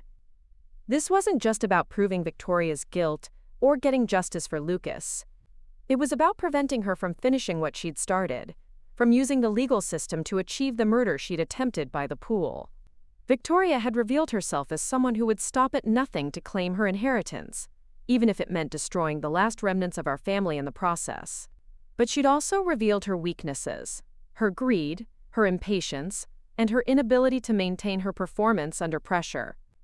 The real war was just beginning, and this time, we knew exactly who our enemy was. Detective Morrison's office felt different that afternoon, charged with an energy that suggested breakthrough rather than routine investigation. He was waiting for us with a thick manila folder and an expression of grim satisfaction that made my heart race with anticipation. "I'm glad you called," he said as my father and I settled into the uncomfortable chairs across from his desk. "I've been doing some digging into Victoria's background, and what I found is going to change everything about this case." He opened the folder and spread out a collection of documents, photographs, and official reports that painted a picture of Victoria Hayes that was far different from the grieving stepmother she'd presented to the world. The first document was a death certificate from Atlanta, Georgia, dated 18 months before Victoria had met my father. "Meet Thomas Hayes," Detective Morrison said, pointing to the name on the certificate. "Victoria's first husband. Died of an apparent heart attack at age 38. No previous history of cardiac problems. Left behind a substantial life insurance policy with Victoria as the sole beneficiary." My father leaned forward, studying the document with growing alarm. "She never mentioned being widowed before. She told me she'd never been married." "That's because there's more," Detective Morrison continued, pulling out additional documents. "Thomas Hayes wasn't her first husband. Before him, there was Michael Chen in Sacramento, California. Died in a drowning accident at their vacation home. Before him, David Rodriguez in Phoenix, Arizona. Apparent suicide by overdose, though his family disputed that conclusion." The room seemed to spin around me as the full scope of Victoria's history became clear. She wasn't just a woman who'd married my father for money and tried to kill Lucas when he became an obstacle. She was a serial killer who specialized in making murder look like accident or suicide, targeting wealthy men and collecting their life insurance policies before moving on to the next victim. 3 dead husbands in 5 years, Detective Morrison said grimly. Each death ruled accidental or self-inflicted. Each time, Victoria inherited substantial assets and disappeared from the community within months of collecting the insurance money. She's been using different last names and creating new identities, but the pattern is unmistakable. My father's face had gone completely white. "She was planning to kill me too," he said, his voice barely audible. "Lucas was just practice. Or maybe an obstacle she needed to remove first." "That's what I think," Detective Morrison confirmed. Based on her history, Victoria typically waits 2 to 3 years before eliminating her husbands. Long enough to establish herself as the grieving widow, short enough to avoid suspicion from extended observation. Your marriage timeline fits her pattern perfectly. I thought about all the late nights my father had been working, all the stress he'd been under trying to afford Victoria's expensive lifestyle. Had she been planning his death to look like a heart attack brought on by overwork and financial pressure? Would Lucas and I have found him collapsed in his office one evening? Another tragic victim of modern life's demands? What about the other families? I asked. Did they ever suspect what really happened? Detective Morrison nodded grimly. Michael Chen's sister hired a private investigator after the drowning. She couldn't prove anything, but she documented enough inconsistencies to convince me that Victoria murdered him. David Rodriguez's parents never believed he committed suicide. Thomas Hayes's brother has been trying to get his case reopened for over a year. So you have evidence, my father said. You can arrest her. Not yet, Detective Morrison admitted. Everything I have is circumstantial. Suspicious patterns, inconsistent stories, questionable timing, but no smoking gun, no physical evidence, no witnesses to actual crimes. Victoria is very good at what she does. She studies the legal system, learns how investigations work, and plans her murders to exploit the gaps in law enforcement capabilities. Then what do we do? I asked. We can't just wait for her to succeed in killing Lucas and then try my father next. Detective Morrison leaned back in his chair, studying us with the expression of a man who'd spent years dealing with criminals who thought they were smarter than the law. We make her confess, he said. We put pressure on her until she makes a mistake or reveals something that gives us grounds for arrest. How? By threatening what she values most, her freedom and her money. Victoria has spent years building a new identity here in Riverside. She's established herself in the community, made connections, created a life that would be destroyed if her past came to light. If we can make her believe that exposure is inevitable, she might crack under the pressure. It was a dangerous plan, one that could backfire spectacularly if Victoria realized what we were doing. But it was also our only chance to save Lucas and protect my father from becoming the next victim in Victoria's series of calculated murders. What do you need from us? My father asked. I need you to go home and act normal, Detective Morrison said. Don't let Victoria know that we've discovered her history. Let her continue pushing for decisions about Lucas's care, while we gather more evidence and build pressure around her. But be very careful. If she realizes we're onto her, she might accelerate her timeline and try to eliminate both of you before we can stop her. The thought of returning home to live with a woman who'd murdered 3 previous husbands was terrifying, but I could see the logic in Detective Morrison's strategy.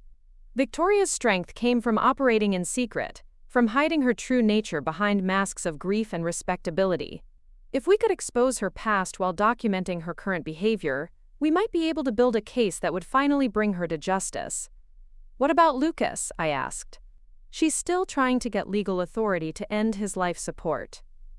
Keep fighting that, Detective Morrison said. Document everything she does, every argument she makes, every legal maneuver she attempts. If we can prove she's trying to finish killing Lucas while hiding her history of murdering previous family members, that gives us a much stronger case for attempted murder. We spent another hour going over the details of Detective Morrison's investigation, reviewing the evidence he'd gathered about Victoria's previous crimes, and discussing strategies for gathering more proof of her current plans.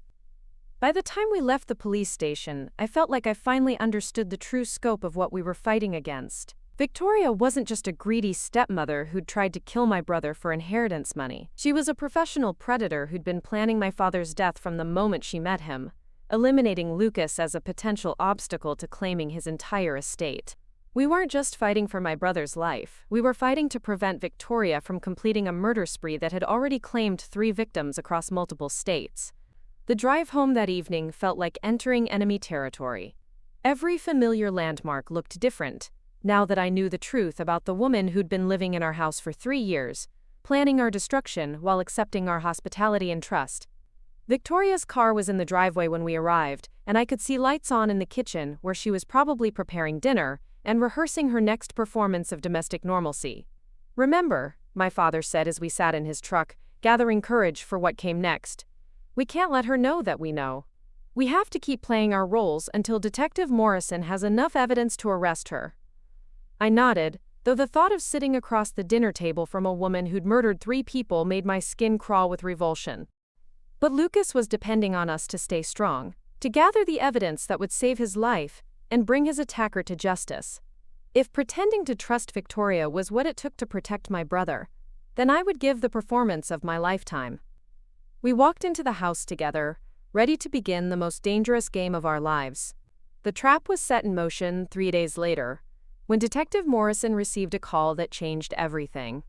FBI agent Sarah Winters from the Atlanta field office had been tracking Victoria across state lines for 2 years, building a federal case for insurance fraud and suspected homicide. The Chen family's private investigator had connected Victoria's previous identities, and now multiple law enforcement agencies were coordinating to bring down a woman who'd been killing for profit far longer than anyone had realized.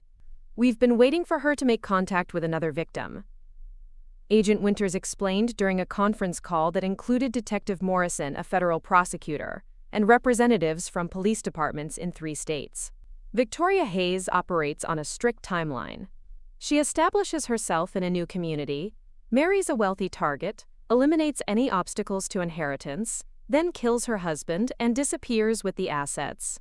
Based on her pattern, your father should be her next target within the next 6 to 8 weeks.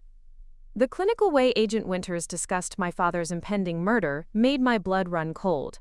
But her matter-of-fact approach also gave me confidence that law enforcement was finally taking Victoria's crimes seriously. This wasn't a local domestic dispute anymore. It was a federal investigation into a serial killer who'd crossed state lines to commit multiple murders. The challenge, Agent Winters continued, is that Victoria has learned from her previous investigations. She's become extremely careful about leaving evidence, and she's skilled at making murder look like accident or natural causes. We need her to reveal something that proves intent, something that demonstrates her awareness of guilt. "What are you suggesting?" my father asked, his voice tight with strain. "We want to set up a controlled confrontation," Agent Winters said. "Present Victoria with evidence of her past crimes and record her reaction. If she admits to previous murders or reveals details about her plans for your family, we'll have grounds for arrest and extradition to face charges in multiple jurisdictions." The plan was risky and complex, requiring perfect timing and coordination between multiple agencies. The FBI would establish surveillance around our house and the hospital, documenting Victoria's movements and communications. Detective Morrison would prepare a dossier of evidence about her previous crimes, complete with crime scene photos and police reports that would be impossible for her to explain away. And my father and I would maintain our performance of ignorance while wearing recording devices that would capture whatever Victoria revealed when confronted with proof of her murderous history. The key, Agent Winters emphasized, is making Victoria believe that exposure is inevitable. Serial killers like her maintain control through secrecy and manipulation. When that control is threatened, they often make desperate choices that reveal their true nature. We spent hours rehearsing the confrontation, planning every detail to maximize the chances of getting a confession, while minimizing the risk to our safety.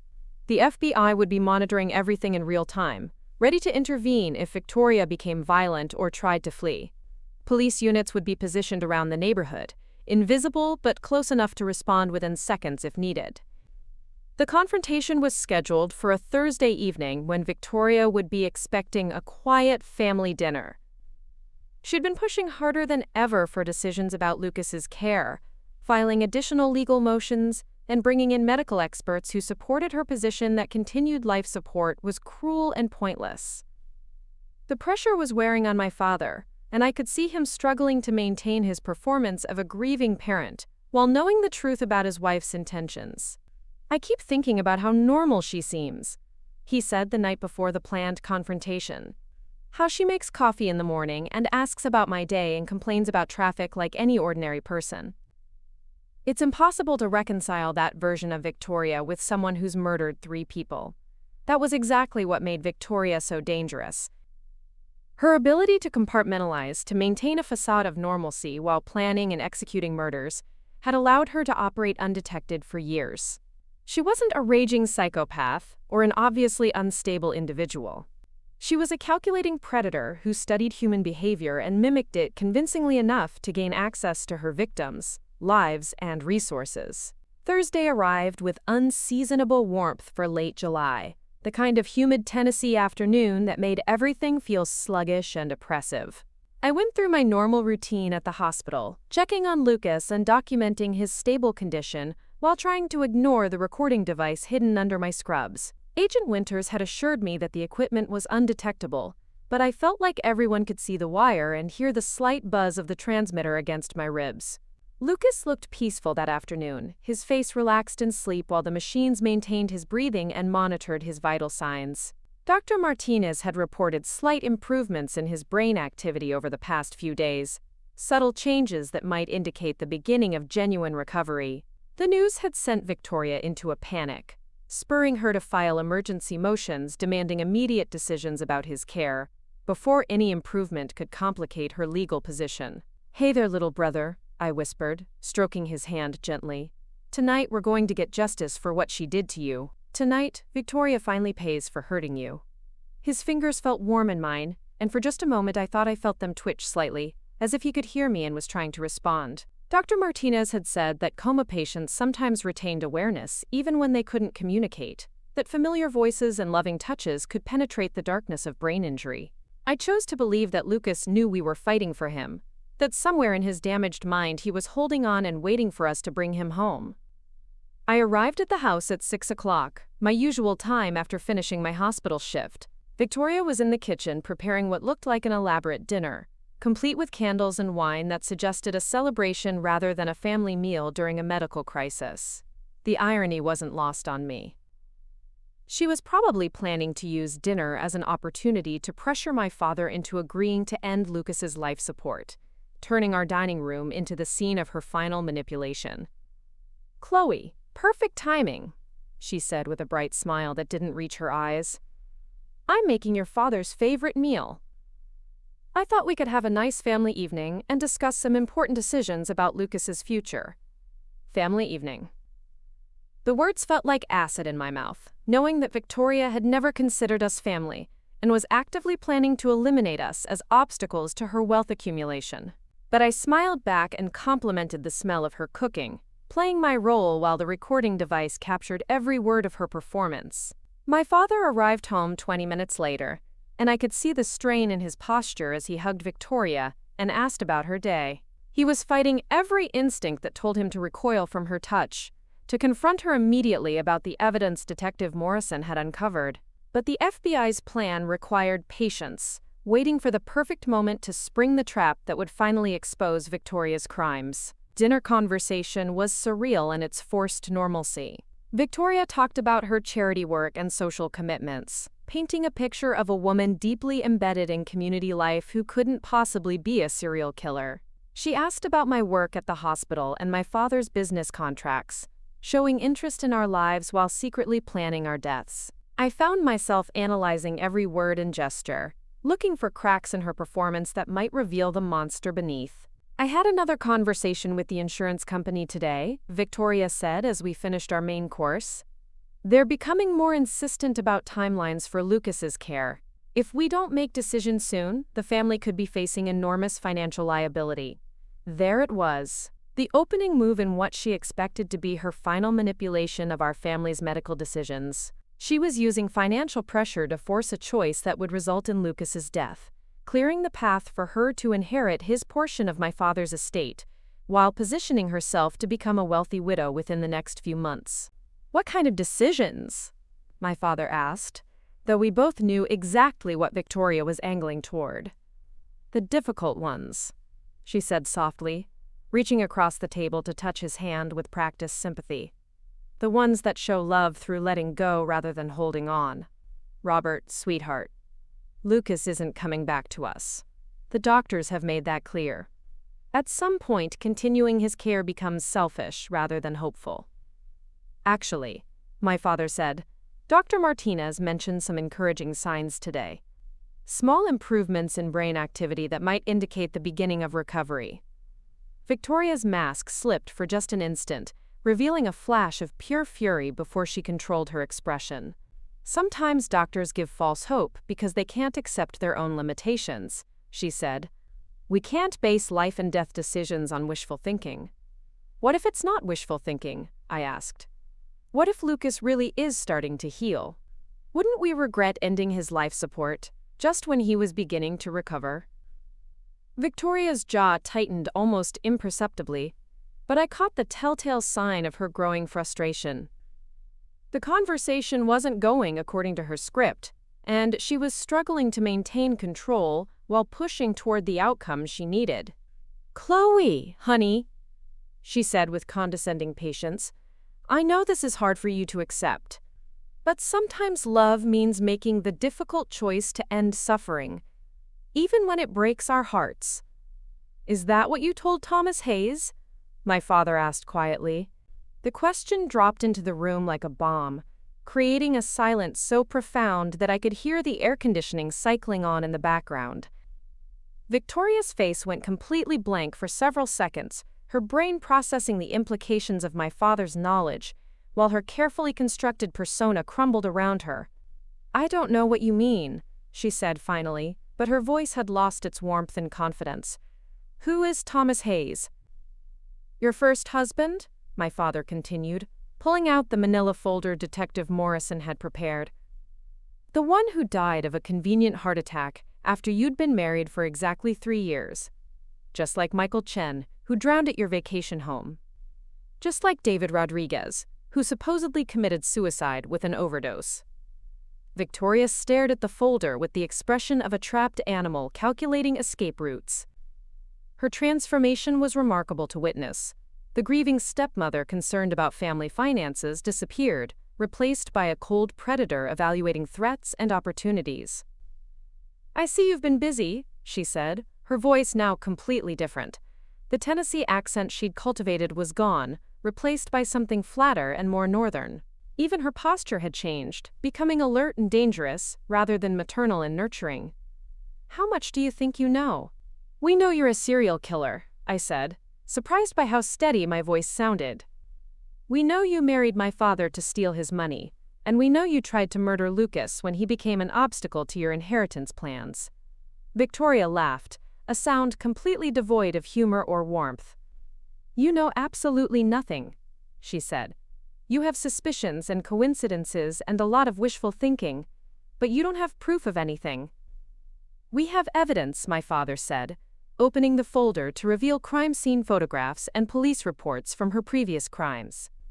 "We have witness statements and forensic analysis and a pattern of behavior that spans multiple states." Victoria examined the documents with professional detachment, as if she were reviewing someone else's crimes rather than evidence of her own murders. "Circumstantial?" she said dismissively. "Tragic coincidences that look suspicious to people who want to find conspiracy where there's only bad luck."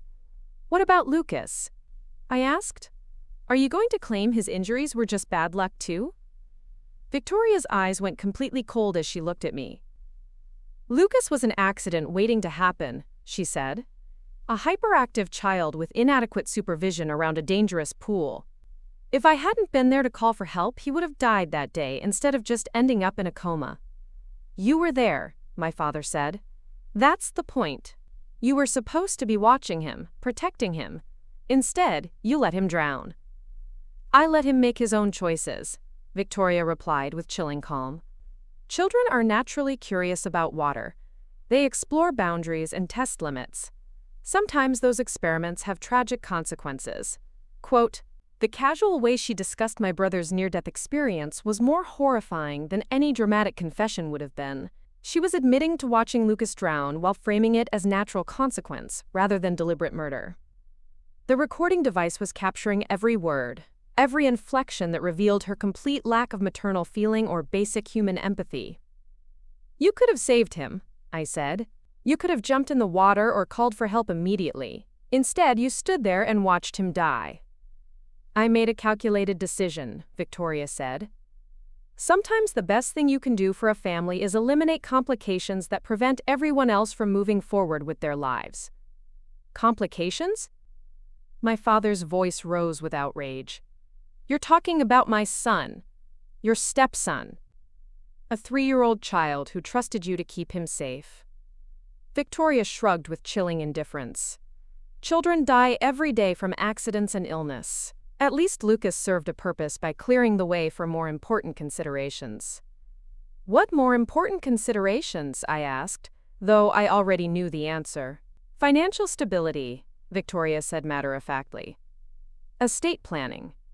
The practical realities of building wealth and securing resources for the future. Lucas was a drain on family assets with no return on investment.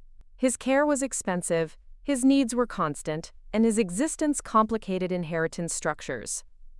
The recording device was capturing a confession that surpassed anything the FBI had hoped to obtain. Victoria wasn't just admitting to negligence or even deliberate indifference.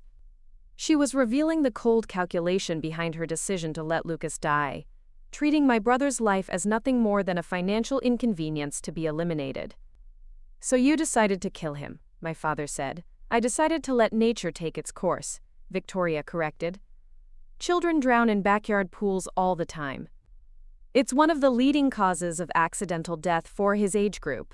I simply chose not to interfere with a natural process that solved several problems simultaneously. And if Lucas had died that day, I said, you would have inherited his portion of Dad's estate. Among other benefits, Victoria agreed. Elimination of ongoing medical expenses, simplified family dynamics, increased emotional dependence from Robert, and accelerated timeline for implementing my long-term financial plans. What long-term plans? My father asked, though his voice suggested he already suspected the answer. Victoria smiled with genuine warmth for the first time that evening, but it was the warmth of a predator contemplating a successful hunt. Your death, of course, she said conversationally, probably a heart attack brought on by stress and overwork. Very common for men your age who've suffered the trauma of losing a child. The grief and guilt would explain any behavioral changes, and the insurance companies would pay out without question. The casual way she discussed murdering my father was breathtaking in its matter-of-fact horror. She wasn't confessing crimes of passion, or even crimes of opportunity. She was describing a carefully planned series of murders designed to maximize her financial gain while minimizing legal risk. You've done this before, I said. 3 times. More than 3, Victoria corrected with professional pride. Those are just the ones your incompetent police departments managed to connect. I've been perfecting this process for over a decade, refining my methods and eliminating the weaknesses that allowed earlier investigations to get as far as they did. How many people have you killed? My father asked, his voice hollow with shock. Victoria considered the question as if she were trying to remember a grocery list. Directly, 7 husbands and 4 children who complicated inheritance structures. Indirectly, several elderly relatives who took too long to die naturally, and a few business partners who became obstacles to asset acquisition. 11 people. She'd murdered 11 people for money, treating human lives as balance sheet entries to be eliminated when they became inconvenient. The scope of her crimes was staggering, representing years of careful planning and flawless execution that had allowed her to operate undetected across multiple states. Why are you telling us this? I asked. Why confess now? Victoria's smile became genuinely amused. Because you have no proof, she said. Everything I've told you tonight is hearsay without corroboration. Even if you recorded this conversation, any decent lawyer could get it thrown out as entrapment or coercion. And besides, who's going to believe that a respected member of the community, a devoted wife and stepmother who's been praised by local media for her strength during a family crisis, is actually a serial killer? She was right about one thing. Her public persona was so convincing, her reputation so carefully cultivated, that accusations of murder would seem absurd to anyone who didn't know the truth. Victoria had spent 3 years establishing herself as a pillar of Riverside society, building relationships and credibility that would protect her from suspicion, even in the face of evidence. But she was wrong about the recording. The FBI had been monitoring everything through sophisticated surveillance equipment that would hold up in federal court. More importantly, her confession had been witnessed by law enforcement officers who were already in position to make arrests based on outstanding warrants from 3 states. Actually, Detective Morrison said as he stepped into our dining room through the back door, we have plenty of proof now. Victoria's composure cracked for the first time, her eyes darting toward potential escape routes as she realized the trap she'd walked into. But Agent Winters was already coming through the front door with a team of federal agents, and uniformed officers were surrounding the house to prevent any attempt at flight. Victoria Hayes, Agent Winters said, producing handcuffs and a warrant. You're under arrest for the murders of Thomas Hayes, Michael Chen, and David Rodriguez, as well as the attempted murder of Lucas Martinez and conspiracy to commit the murder of Robert Martinez. The transformation in Victoria's demeanor was complete and instantaneous. The grieving stepmother disappeared entirely, replaced by a cold professional who understood exactly how much trouble she was facing. She didn't protest her innocence or demand to know what evidence they had. Instead, she evaluated the situation with the calm assessment of someone who'd always known this moment might come. I want a lawyer, she said simply. You'll get one, Agent Winters replied as she secured the handcuffs. But first, you're going to answer some questions about the other victims we haven't identified yet. 11 murders is just the beginning, isn't it, Victoria? How many more families have you destroyed? Victoria's only response was a slight smile that suggested she was already planning her defense strategy. Even caught red-handed with a recorded confession, she was calculating angles and looking for weaknesses she could exploit. It was a chilling reminder that we were dealing with someone who viewed murder as a business problem to be solved, rather than a moral boundary to be respected. As the federal agents led Victoria away in handcuffs, I felt a strange mixture of relief and anticlimax. The monster who tried to kill my brother and planned to murder my father was finally in custody, but her capture felt almost too easy after weeks of fear and investigation. I'd expected more drama, more resistance, more of the explosive violence that characterized her crimes. Instead, Victoria's arrest was professional and efficient, carried out by law enforcement officers who'd been preparing for this moment for months. The real drama had been in her confession, in the casual way she'd discussed eliminating human beings for financial gain. The rest was just paperwork and procedure. Is it over? My father asked as we watched the police cars disappear down Maple Grove Drive. The immediate threat is over, Agent Winters said. Victoria will be held without bail pending trial in multiple jurisdictions. Based on her confession tonight and the evidence we've gathered, she'll likely spend the rest of her life in prison. What about Lucas? I asked. Will this help with his recovery? Medically, his condition won't change based on Victoria's arrest, Agent Winters said. But now you can make decisions about his care based on love and hope rather than legal manipulation and financial pressure. Sometimes that makes all the difference in family healing. As the FBI finished collecting evidence and coordinating with local police, my father and I found ourselves alone in the house for the first time since Lucas's accident. The dining room still smelled like Victoria's elaborate meal, but the atmosphere had completely changed. The tension and fear that had permeated our home for weeks was gone, replaced by exhaustion and the beginning of genuine hope. I can't believe we lived with her for 3 years, my father said, sinking into his chair with the weight of Victoria's betrayal finally hitting him. I married her. I trusted her with my son. I almost let her convince me to end Lucas's life support. You couldn't have known, I said, though part of me wondered if there had been signs we'd all missed. She was a professional. This is what she did for a living. But I should have seen something, my father insisted. The way she never really bonded with Lucas. The way she was always calculating costs and benefits instead of just loving our family. I was so grateful to have someone willing to help raise him that I ignored the signs that something was wrong. She counted on that, I said. She studied grieving widowers and learned exactly what they needed to hear. You were vulnerable after Mom died, and Victoria exploited that vulnerability. She's probably done the same thing to dozens of other men over the years. We sat in silence for several minutes, processing the magnitude of what we'd just experienced. Victoria's arrest felt like waking up from a nightmare, but the damage she'd caused would take years to fully heal. Lucas was still in a coma, fighting for his life against injuries she'd deliberately inflicted. Our family was shattered, our trust destroyed, our sense of safety permanently altered. But we were alive.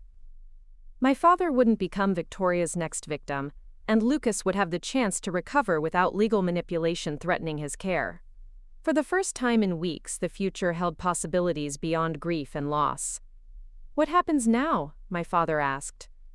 "Now we focus on Lucas," I said. "We give him all the time and treatment he needs to heal. We rebuild our family without Victoria's poison, and we help the FBI ensure that she never hurts anyone else." The road ahead would be long and difficult, filled with medical challenges, legal proceedings, and the slow work of emotional recovery. But we would face it together, as a real family united by love rather than the artificial bond Victoria had tried to create through manipulation and murder. Victoria Hayes's reign of terror was finally over, and our healing could begin. 6 weeks after Victoria's arrest, Lucas opened his eyes for the first time since the accident. I was changing his IV bag when I noticed his eyelids fluttering, a movement so subtle I almost dismissed it as a trick of the morning light streaming through the hospital window. But then he blinked, slow and deliberate, and his gaze found mine with an awareness that made my heart stop. "Lucas?" I whispered, afraid to hope too much too quickly. "Can you hear me, sweetheart?" His mouth moved slightly, no sound emerging, but the effort was unmistakable. He was trying to speak, trying to communicate after weeks of silence. I pressed the call button for Dr. Martinez while keeping my eyes locked on his face, watching for any sign that this wasn't just another false alarm in a long series of medical disappointments. Dr. Martinez arrived within minutes, followed by a team of neurologists and specialists who'd been monitoring Lucas's case since the beginning. They conducted a series of tests, checking his pupil responses, testing his reflexes, and evaluating his cognitive function with gentle questions and simple commands. The results were cautiously optimistic but far from miraculous. Lucas had regained consciousness, but the extent of his recovery remained unclear.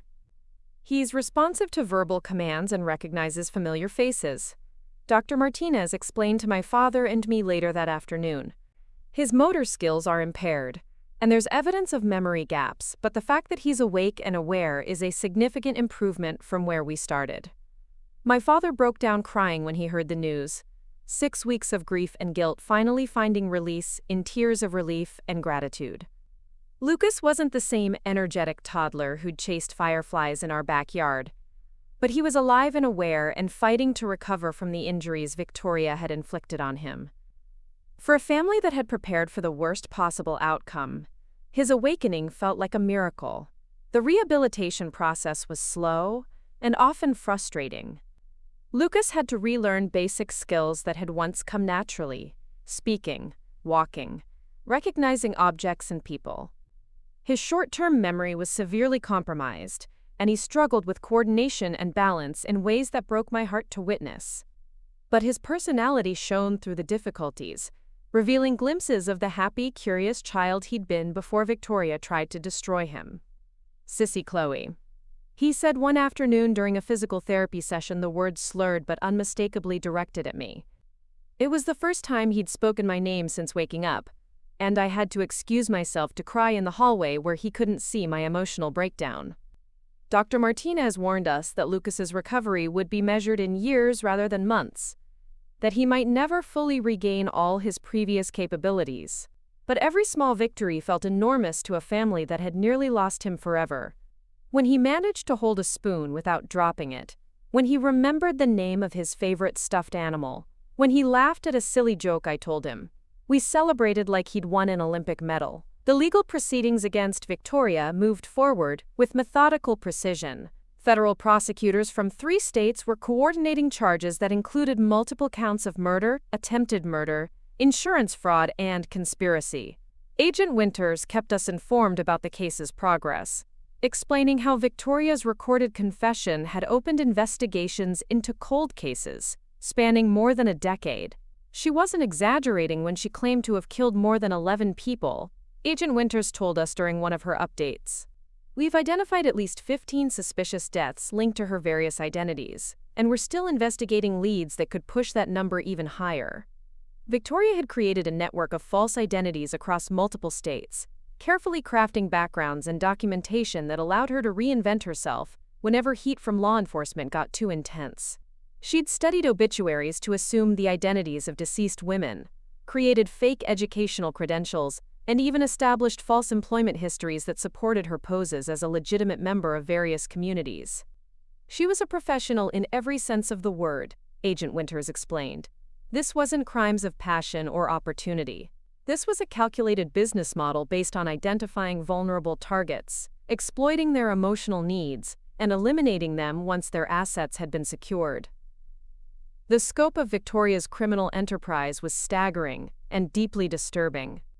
She'd refined her techniques over years of practice, learning from each investigation and adapting her methods to avoid detection. The fact that she'd operated successfully for so long revealed troubling gaps in law enforcement coordination and the ease with which determined criminals could exploit bureaucratic limitations. But her arrest had also triggered a nationwide review of similar cases, leading to the identification of other serial killers who used marriage and family relationships to access their victims. Victoria's confession had provided a roadmap for recognizing patterns that might otherwise be dismissed as tragic coincidences, potentially saving countless future victims from similar fates. Your willingness to fight for Lucas probably saved more lives than you'll ever know, Agent Winters told me. Victoria would have continued killing indefinitely if you hadn't exposed her pattern and forced this investigation. The knowledge that our family's trauma had prevented other families from experiencing similar tragedies provided some comfort during the difficult months of recovery and healing. But it also underscored how close we'd come to becoming another set of statistics in Victoria's ledger of profitable murders. The trial began 8 months after Victoria's arrest, by which time Lucas had progressed enough to leave the hospital and begin outpatient rehabilitation. He still required constant supervision and assistance with basic tasks, but he was walking with a walker, speaking in short sentences, and showing steady improvement in his cognitive function. Dr. Martinez described his recovery as remarkable given the severity of his initial injuries, though she cautioned that he would likely face lifelong challenges as a result of the brain damage Victoria had caused.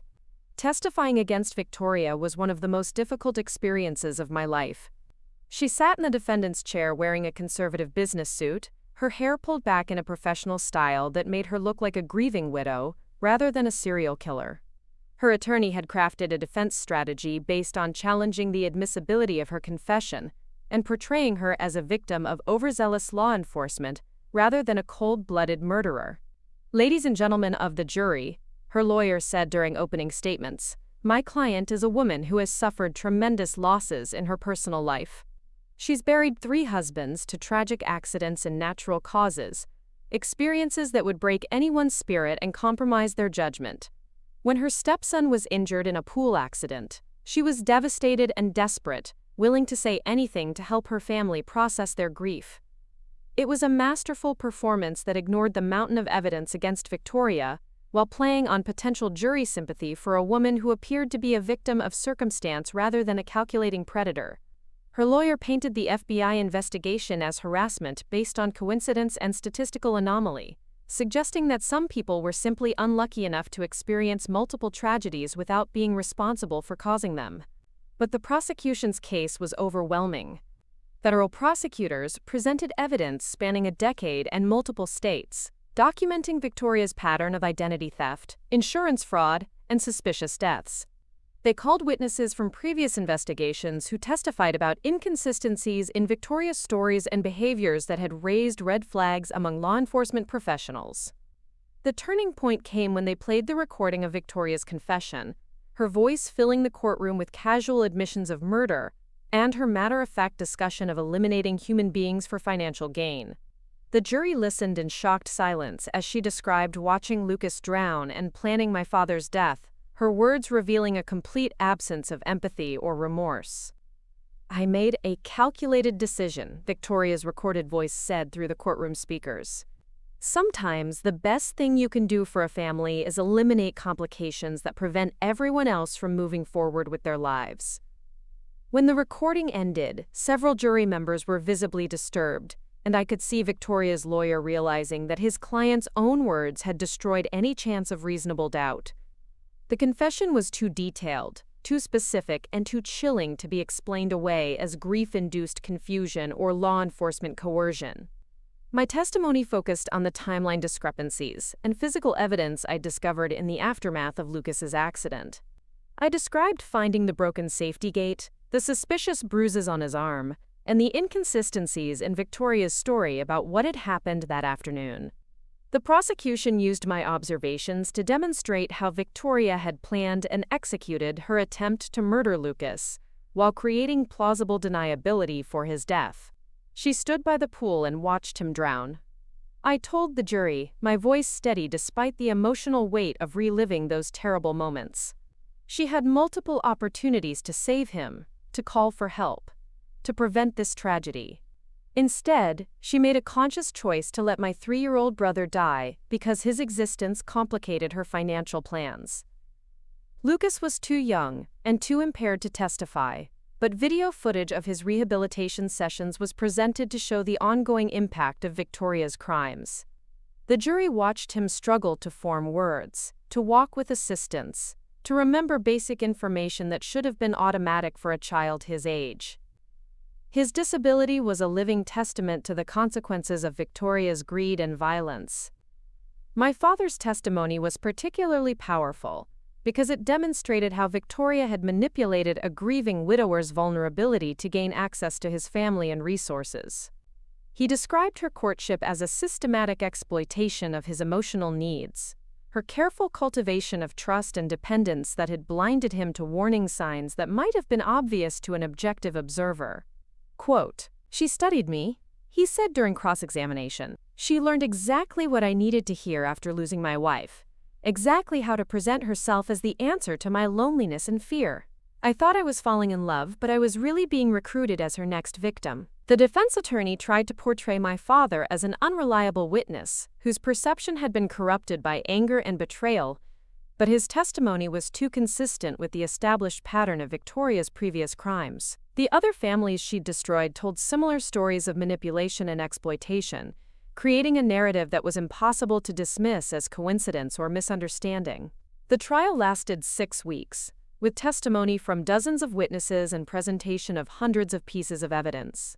Victoria's attorney fought every charge aggressively, challenging forensic evidence and witness credibility, while trying to create reasonable doubt about his client's intent and awareness. But the prosecution's case was too comprehensive and too well documented to be undermined by legal maneuvering. Victoria herself never testified, exercising her constitutional right to remain silent, while her lawyer argued that the evidence against her was circumstantial and insufficient. But her recorded confession had already revealed everything the jury needed to know about her motivations and methods. Her own words had convicted her more effectively than any witness testimony or forensic analysis. The verdict came on a Friday afternoon in early spring, almost a year after Lucas's accident and Victoria's arrest. The jury deliberated for less than 4 hours before returning with guilty verdicts on all counts: 3 counts of first-degree murder, 1 count of attempted murder, multiple counts of insurance fraud, and conspiracy charges related to her plans for my father's death. Victoria showed no emotion as the verdicts were read, maintaining the same cold composure she'd displayed throughout the trial. Her face was a blank mask that revealed nothing about her thoughts or feelings, as if the proceedings were happening to someone else rather than determining the rest of her life. The sentencing hearing took place 2 weeks later, providing an opportunity for victim impact statements from families whose lives had been destroyed by Victoria's crimes. I spoke on behalf of Lucas and our family, describing the ongoing challenges of his recovery and the permanent changes Victoria's violence had brought to our lives. "She didn't just try to kill my brother," I told the court. "She destroyed our family's sense of safety and trust. She taught us that evil can wear a loving face, and that the people closest to us might be planning our destruction. Lucas will spend the rest of his life dealing with disabilities that Victoria inflicted on him for money, and our family will never fully recover from the trauma of discovering that someone we welcomed into our home was systematically planning to murder us." Other families told similar stories of betrayal and loss, painting a picture of Victoria as a predator who had left a trail of devastation across multiple states and communities. The cumulative impact of her crimes was staggering, representing not just the lives she'd taken, but the families she'd shattered and the trust she'd destroyed. Judge Patricia Hammond sentenced Victoria to life in prison, without the possibility of parole on each murder charge, plus additional consecutive sentences for the attempted murder and fraud charges. The sentences would ensure that Victoria spent the rest of her life in federal prison, with no chance of ever being released or harming another family. Mrs. Hayes, Judge Hammond said as she pronounced the sentence, "You are a predator who exploited the most fundamental human needs for love, family, and security. You turned marriage into a weapon and parenthood into a cover for murder. Your crimes represent a level of calculated evil that demands the most severe punishment our legal system can impose." Victoria's only response was a slight nod, as if she were acknowledging a business transaction rather than receiving a life sentence for serial murder. Even facing the end of her freedom, she maintained the same cold detachment that had allowed her to kill multiple people without apparent remorse or emotional consequence. After the sentencing, Agent Winters told us that additional charges were being prepared in other jurisdictions, ensuring that Victoria would face justice for all her crimes, rather than just the ones that had been prosecuted in federal court. The investigation she'd triggered was ongoing, with law enforcement agencies across the country reviewing cold cases that might be connected to her various identities and locations. "She'll never hurt anyone again," Agent Winters assured us. "And her case has already changed how we investigate suspicious deaths in family settings. Your courage in fighting for Lucas has probably saved more lives than we'll ever be able to count." The legal victory felt anticlimactic after everything we'd endured. Victoria was finally facing justice for her crimes, but that couldn't undo the damage she'd caused or restore what our family had lost. Lucas was alive and improving, but he would never be the same child he'd been before Victoria tried to kill him. Our sense of safety and trust had been permanently altered by the knowledge of how close we'd come to complete destruction. But there was also relief in knowing that the nightmare was finally over. Victoria could no longer threaten our family or manipulate our decisions about Lucas's care. We could focus entirely on his recovery and our healing, without the constant fear that she was planning our destruction from behind a mask of loving concern. The months following Victoria's sentencing brought steady progress in Lucas's rehabilitation and our family's emotional recovery. He continued to exceed medical expectations, gradually regaining speech and mobility while developing coping strategies for his cognitive challenges. He would never be completely normal, but he was becoming a happy, functional child who brought joy to everyone who knew him. "Sissy Chloe," he said one afternoon while we were working on a puzzle together, "why did the bad lady hurt me?" It was the first time he'd directly referenced Victoria or the accident, and I struggled to find an age-appropriate explanation for something so fundamentally evil and incomprehensible. How do you tell a 4-year-old that someone tried to kill him for money? How do you explain that the woman who pretended to care for him was actually planning his death? "Sometimes people make very bad choices," I said finally. "The bad lady made choices that hurt you, but she can't hurt you anymore. She's gone forever, and you're safe now." "Good," Lucas said with the matter-of-fact acceptance that children often show toward complex adult situations. "Can we finish the puzzle now?" His resilience was remarkable and humbling. Despite everything he'd endured, despite the permanent challenges he would face, Lucas approached each day with curiosity and joy. He didn't carry grudges or dwell on past trauma. He focused on the present moment, on the people who loved him, on the simple pleasures of childhood that Victoria had tried to steal from him forever. My father sold the house on Maple Grove Drive 6 months after Victoria's sentencing. Too many terrible memories were embedded in those walls. Too many reminders of the woman who'd nearly destroyed our family while pretending to love us. He bought a smaller place across town, closer to Lucas's rehabilitation center and my apartment, creating a fresh start that wasn't contaminated by Victoria's presence.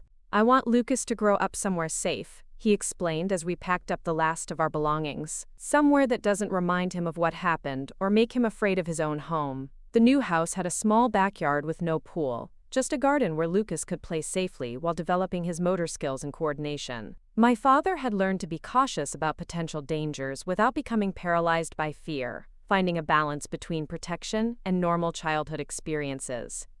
I continued working at Riverside General Hospital, but I also became involved with a nonprofit organization that helped families navigate medical crises and legal challenges.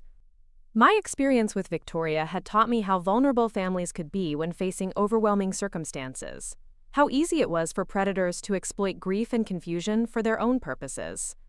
"You have a unique perspective on family advocacy," said Janet Morrison, the nonprofit's director and Detective Morrison's wife. "You understand both the medical and legal aspects of complex family situations, and you know how to fight for what's right even when the system seems stacked against you." The work was emotionally demanding but deeply rewarding. I helped other families understand their rights, navigate insurance challenges, and make informed decisions about medical care without being manipulated by people with hidden agendas. Each family I assisted felt like a small victory against the kind of exploitation Victoria had perfected. 1 year after Victoria's sentencing, Lucas started preschool at a special education facility that specialized in working with children who had traumatic brain injuries. He was nervous about being around strangers, but his excitement about learning and making friends overcame his anxiety. Watching him walk into that classroom with his little backpack and lunchbox, ready to begin a new chapter of his life, filled me with pride and hope. "He's going to be fine," my father said as we watched Lucas interact with his new teacher and classmates. "He's different from before, but he's still Lucas, still curious, still loving, still determined to explore the world around him." The teacher, Mrs. Sarah Chen, had experience working with children who'd survived traumatic injuries. She understood Lucas's limitations, but also recognized his potential, creating learning experiences that challenged him without overwhelming his damaged cognitive abilities. "Lucas has remarkable emotional resilience," she told us after his first week. "He's eager to learn, kind to his classmates, and determined to overcome his challenges. With the right support and patience, he can achieve more than you might expect." That support came from an extended network of family, friends, and professionals who'd rallied around Lucas since his accident. Aunt Diane drove down from Knoxville every weekend to help with his care and provide emotional support for my father and me.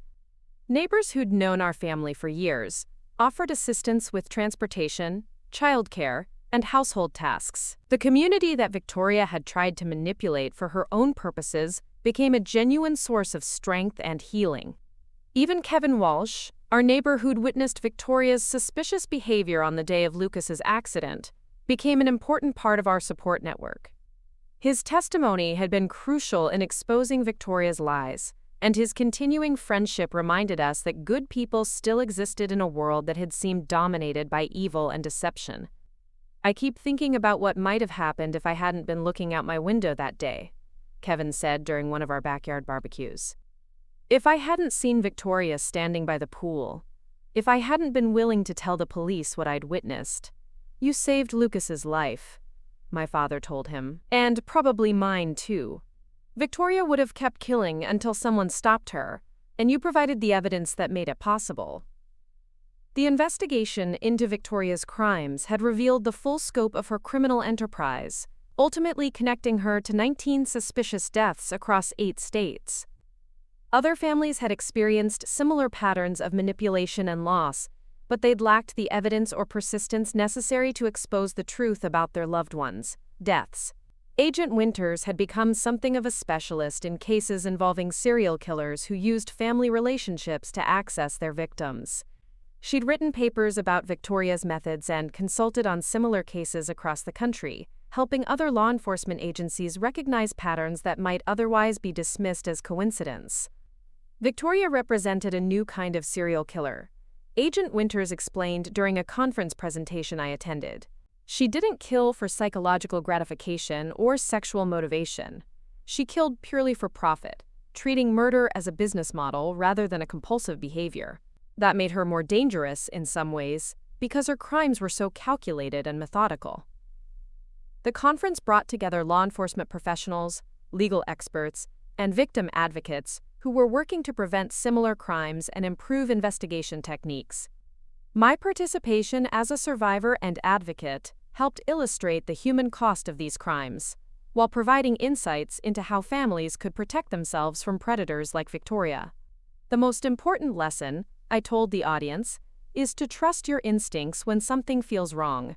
Victoria was skilled at manipulation, but there were warning signs that we ignored or explained away. If someone's behavior doesn't match their words, if their story has inconsistencies, if they seem more interested in financial arrangements than emotional connections, those are red flags that deserve investigation. 2 years after Victoria's conviction, Lucas spoke his first complete sentence without assistance. "I love you, sissy Chloe."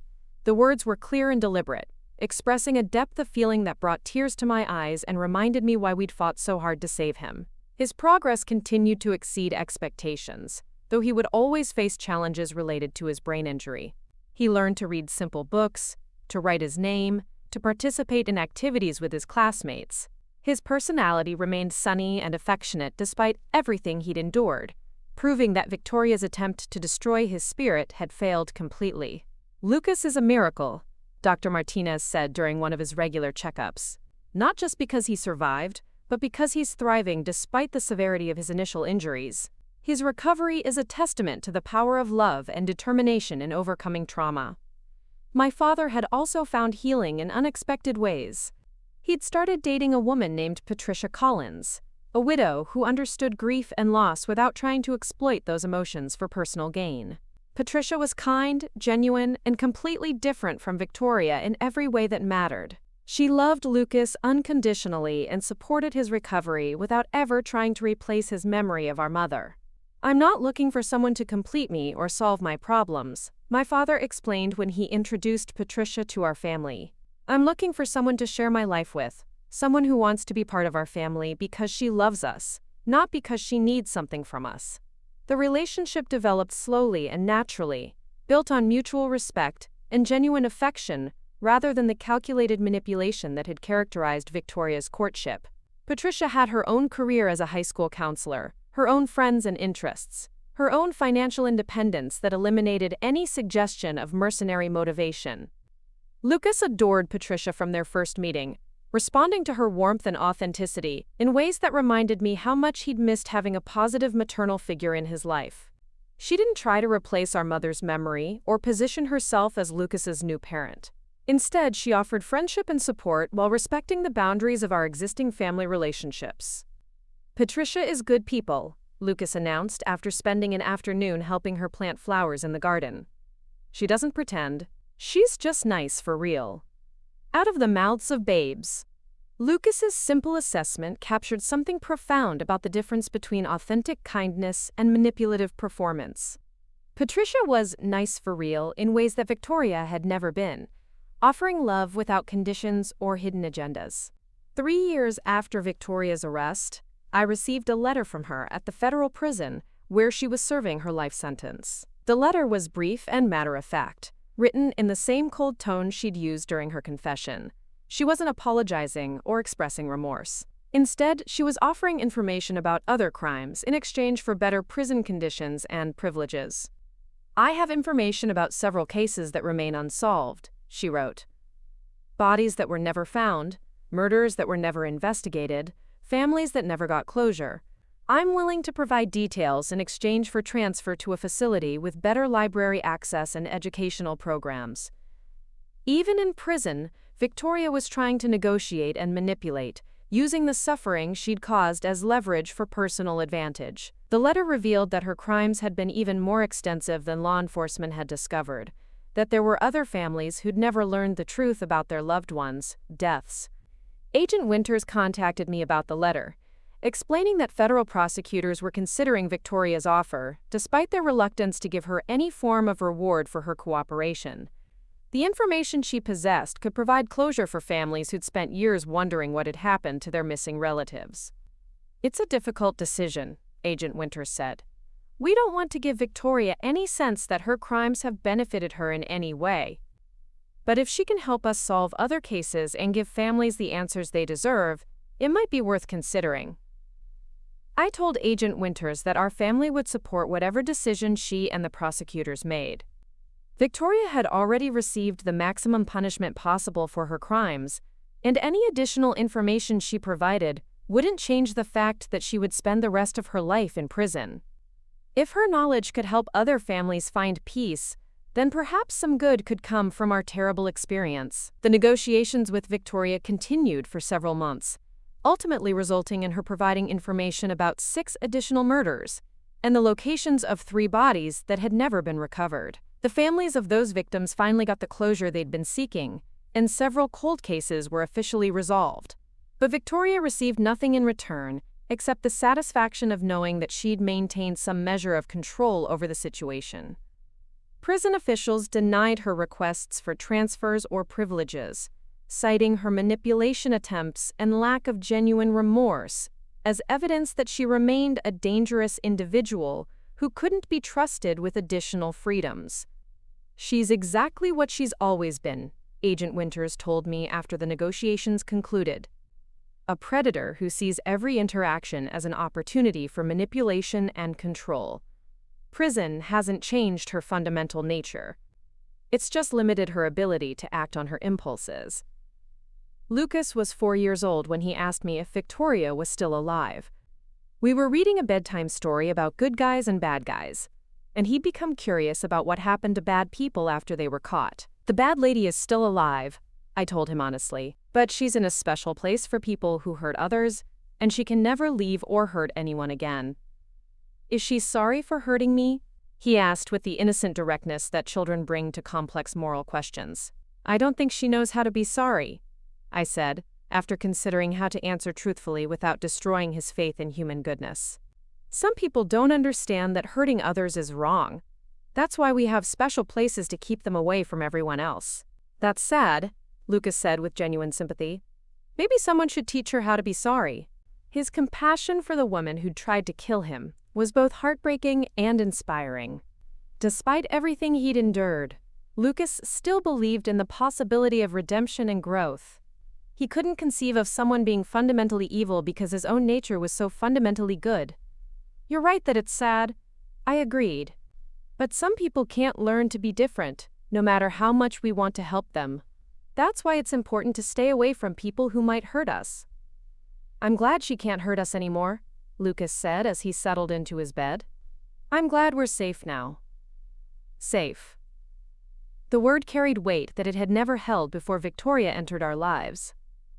Safety wasn't just about physical protection anymore.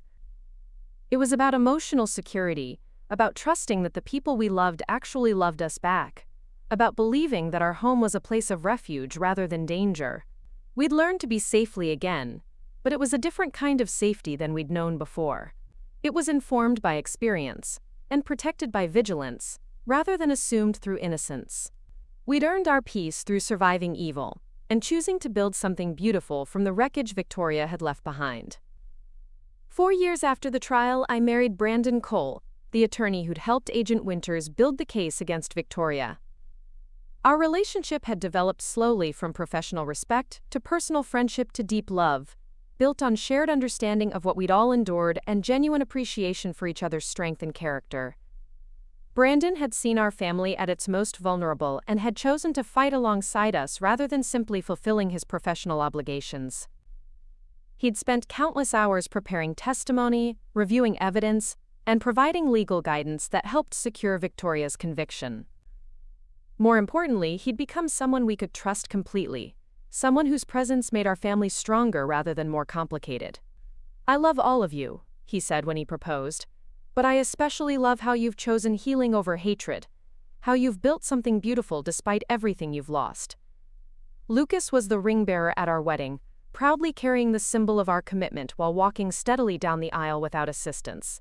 His recovery had continued beyond all medical predictions, and while he would always face challenges related to his brain injury, he'd become a joyful, loving child who brought light to everyone around him. "Sissy Chloe is getting married," he announced to anyone who would listen during the reception, "and now I have a new big brother too." Brandon had embraced his role as Lucas's honorary big brother with the same dedication he'd shown in pursuing justice for our family. He helped with homework, attended therapy sessions, and created new traditions that gave Lucas additional sources of love and support. 5 years after Victoria's conviction, we received word that she'd died in prison of natural causes. A heart attack, the medical examiner reported, brought on by years of poor health choices and the stress of incarceration. She was 57 years old and had served less than 5 years of her life sentence. The news brought mixed emotions. Relief that she could never hurt anyone again, satisfaction that justice had been served, but also a strange sense of anticlimax. Victoria's death felt too easy, too quick after the years of suffering she'd caused. But perhaps that was fitting. She'd lived her life seeking shortcuts and easy answers, and in the end, she'd found the ultimate shortcut out of the consequences of her actions. "I'm glad she's gone," my father said when we discussed the news, "but I'm also glad she didn't die during the trial or before we got answers about her other crimes." Justice was served, even if it was incomplete. Lucas, now 6 years old and thriving in first grade, had a different perspective. "Now she doesn't have to be in the sad place anymore," he said with characteristic compassion. "Maybe she can learn to be sorry now that she's in heaven." I didn't have the heart to tell him that Victoria probably hadn't gone to heaven, that someone who'd murdered 19 people without remorse might face a different kind of afterlife. His faith in ultimate redemption was too beautiful to destroy with adult cynicism about evil and consequences. But his words reminded me that healing didn't require hatred. We could acknowledge Victoria's crimes while choosing forgiveness for our own sake rather than hers. We could remember the victims while celebrating the survivors. We could honor the past while building something better for the future. 6 years after Lucas's accident, he started playing soccer with a local recreational league designed for children with special needs. His coordination and endurance were limited compared to typical children his age, but his enthusiasm and determination were boundless. Watching him chase the ball across the field, laughing with his teammates and celebrating every small success, filled me with pride and gratitude.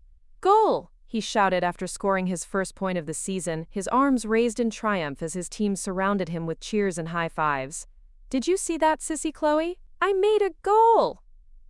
I had seen it, and I'd captured it on video to share with the growing network of family and friends who celebrated every milestone in Lucas's ongoing recovery. Dr. Martinez had been right when she'd said that love and determination could overcome trauma. Lucas was living proof that the human spirit could triumph over even the most deliberate attempts at destruction. That evening, as I tucked Lucas into bed after his big game, he asked me a question that had never occurred to him before. "Sissy Chloe," he said thoughtfully, "what if the bad lady had been nice instead of mean?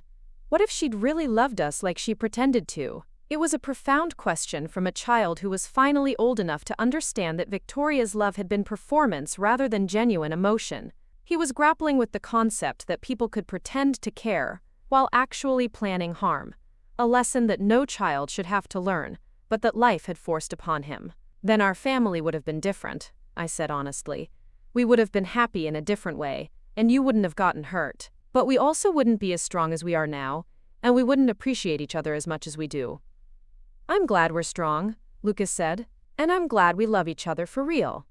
For real. Like Patricia's niceness, like our family's love, like the safety we'd rebuilt from the ashes of Victoria's betrayal. Everything good in our lives was authentic and earned, rather than performed or assumed. We'd learned the difference between real and fake, between love and manipulation, between family and exploitation. 7 years after Victoria's arrest, I gave birth to my first child with Brandon, a daughter we named Hope Martinez Cole. Lucas was enchanted with his new niece, carefully holding her tiny hand and promising to protect her from anyone who might try to hurt her. "I'll teach her how to be safe," he said seriously as he gazed down at Hope's sleeping face. "I'll make sure nobody bad ever tricks her." Hope represented everything Victoria had tried to destroy: new life, genuine love, authentic family bonds built on trust and mutual care. She would grow up knowing Lucas's story but not defined by it, learning from our experience while building her own path through a world that contained both beauty and danger.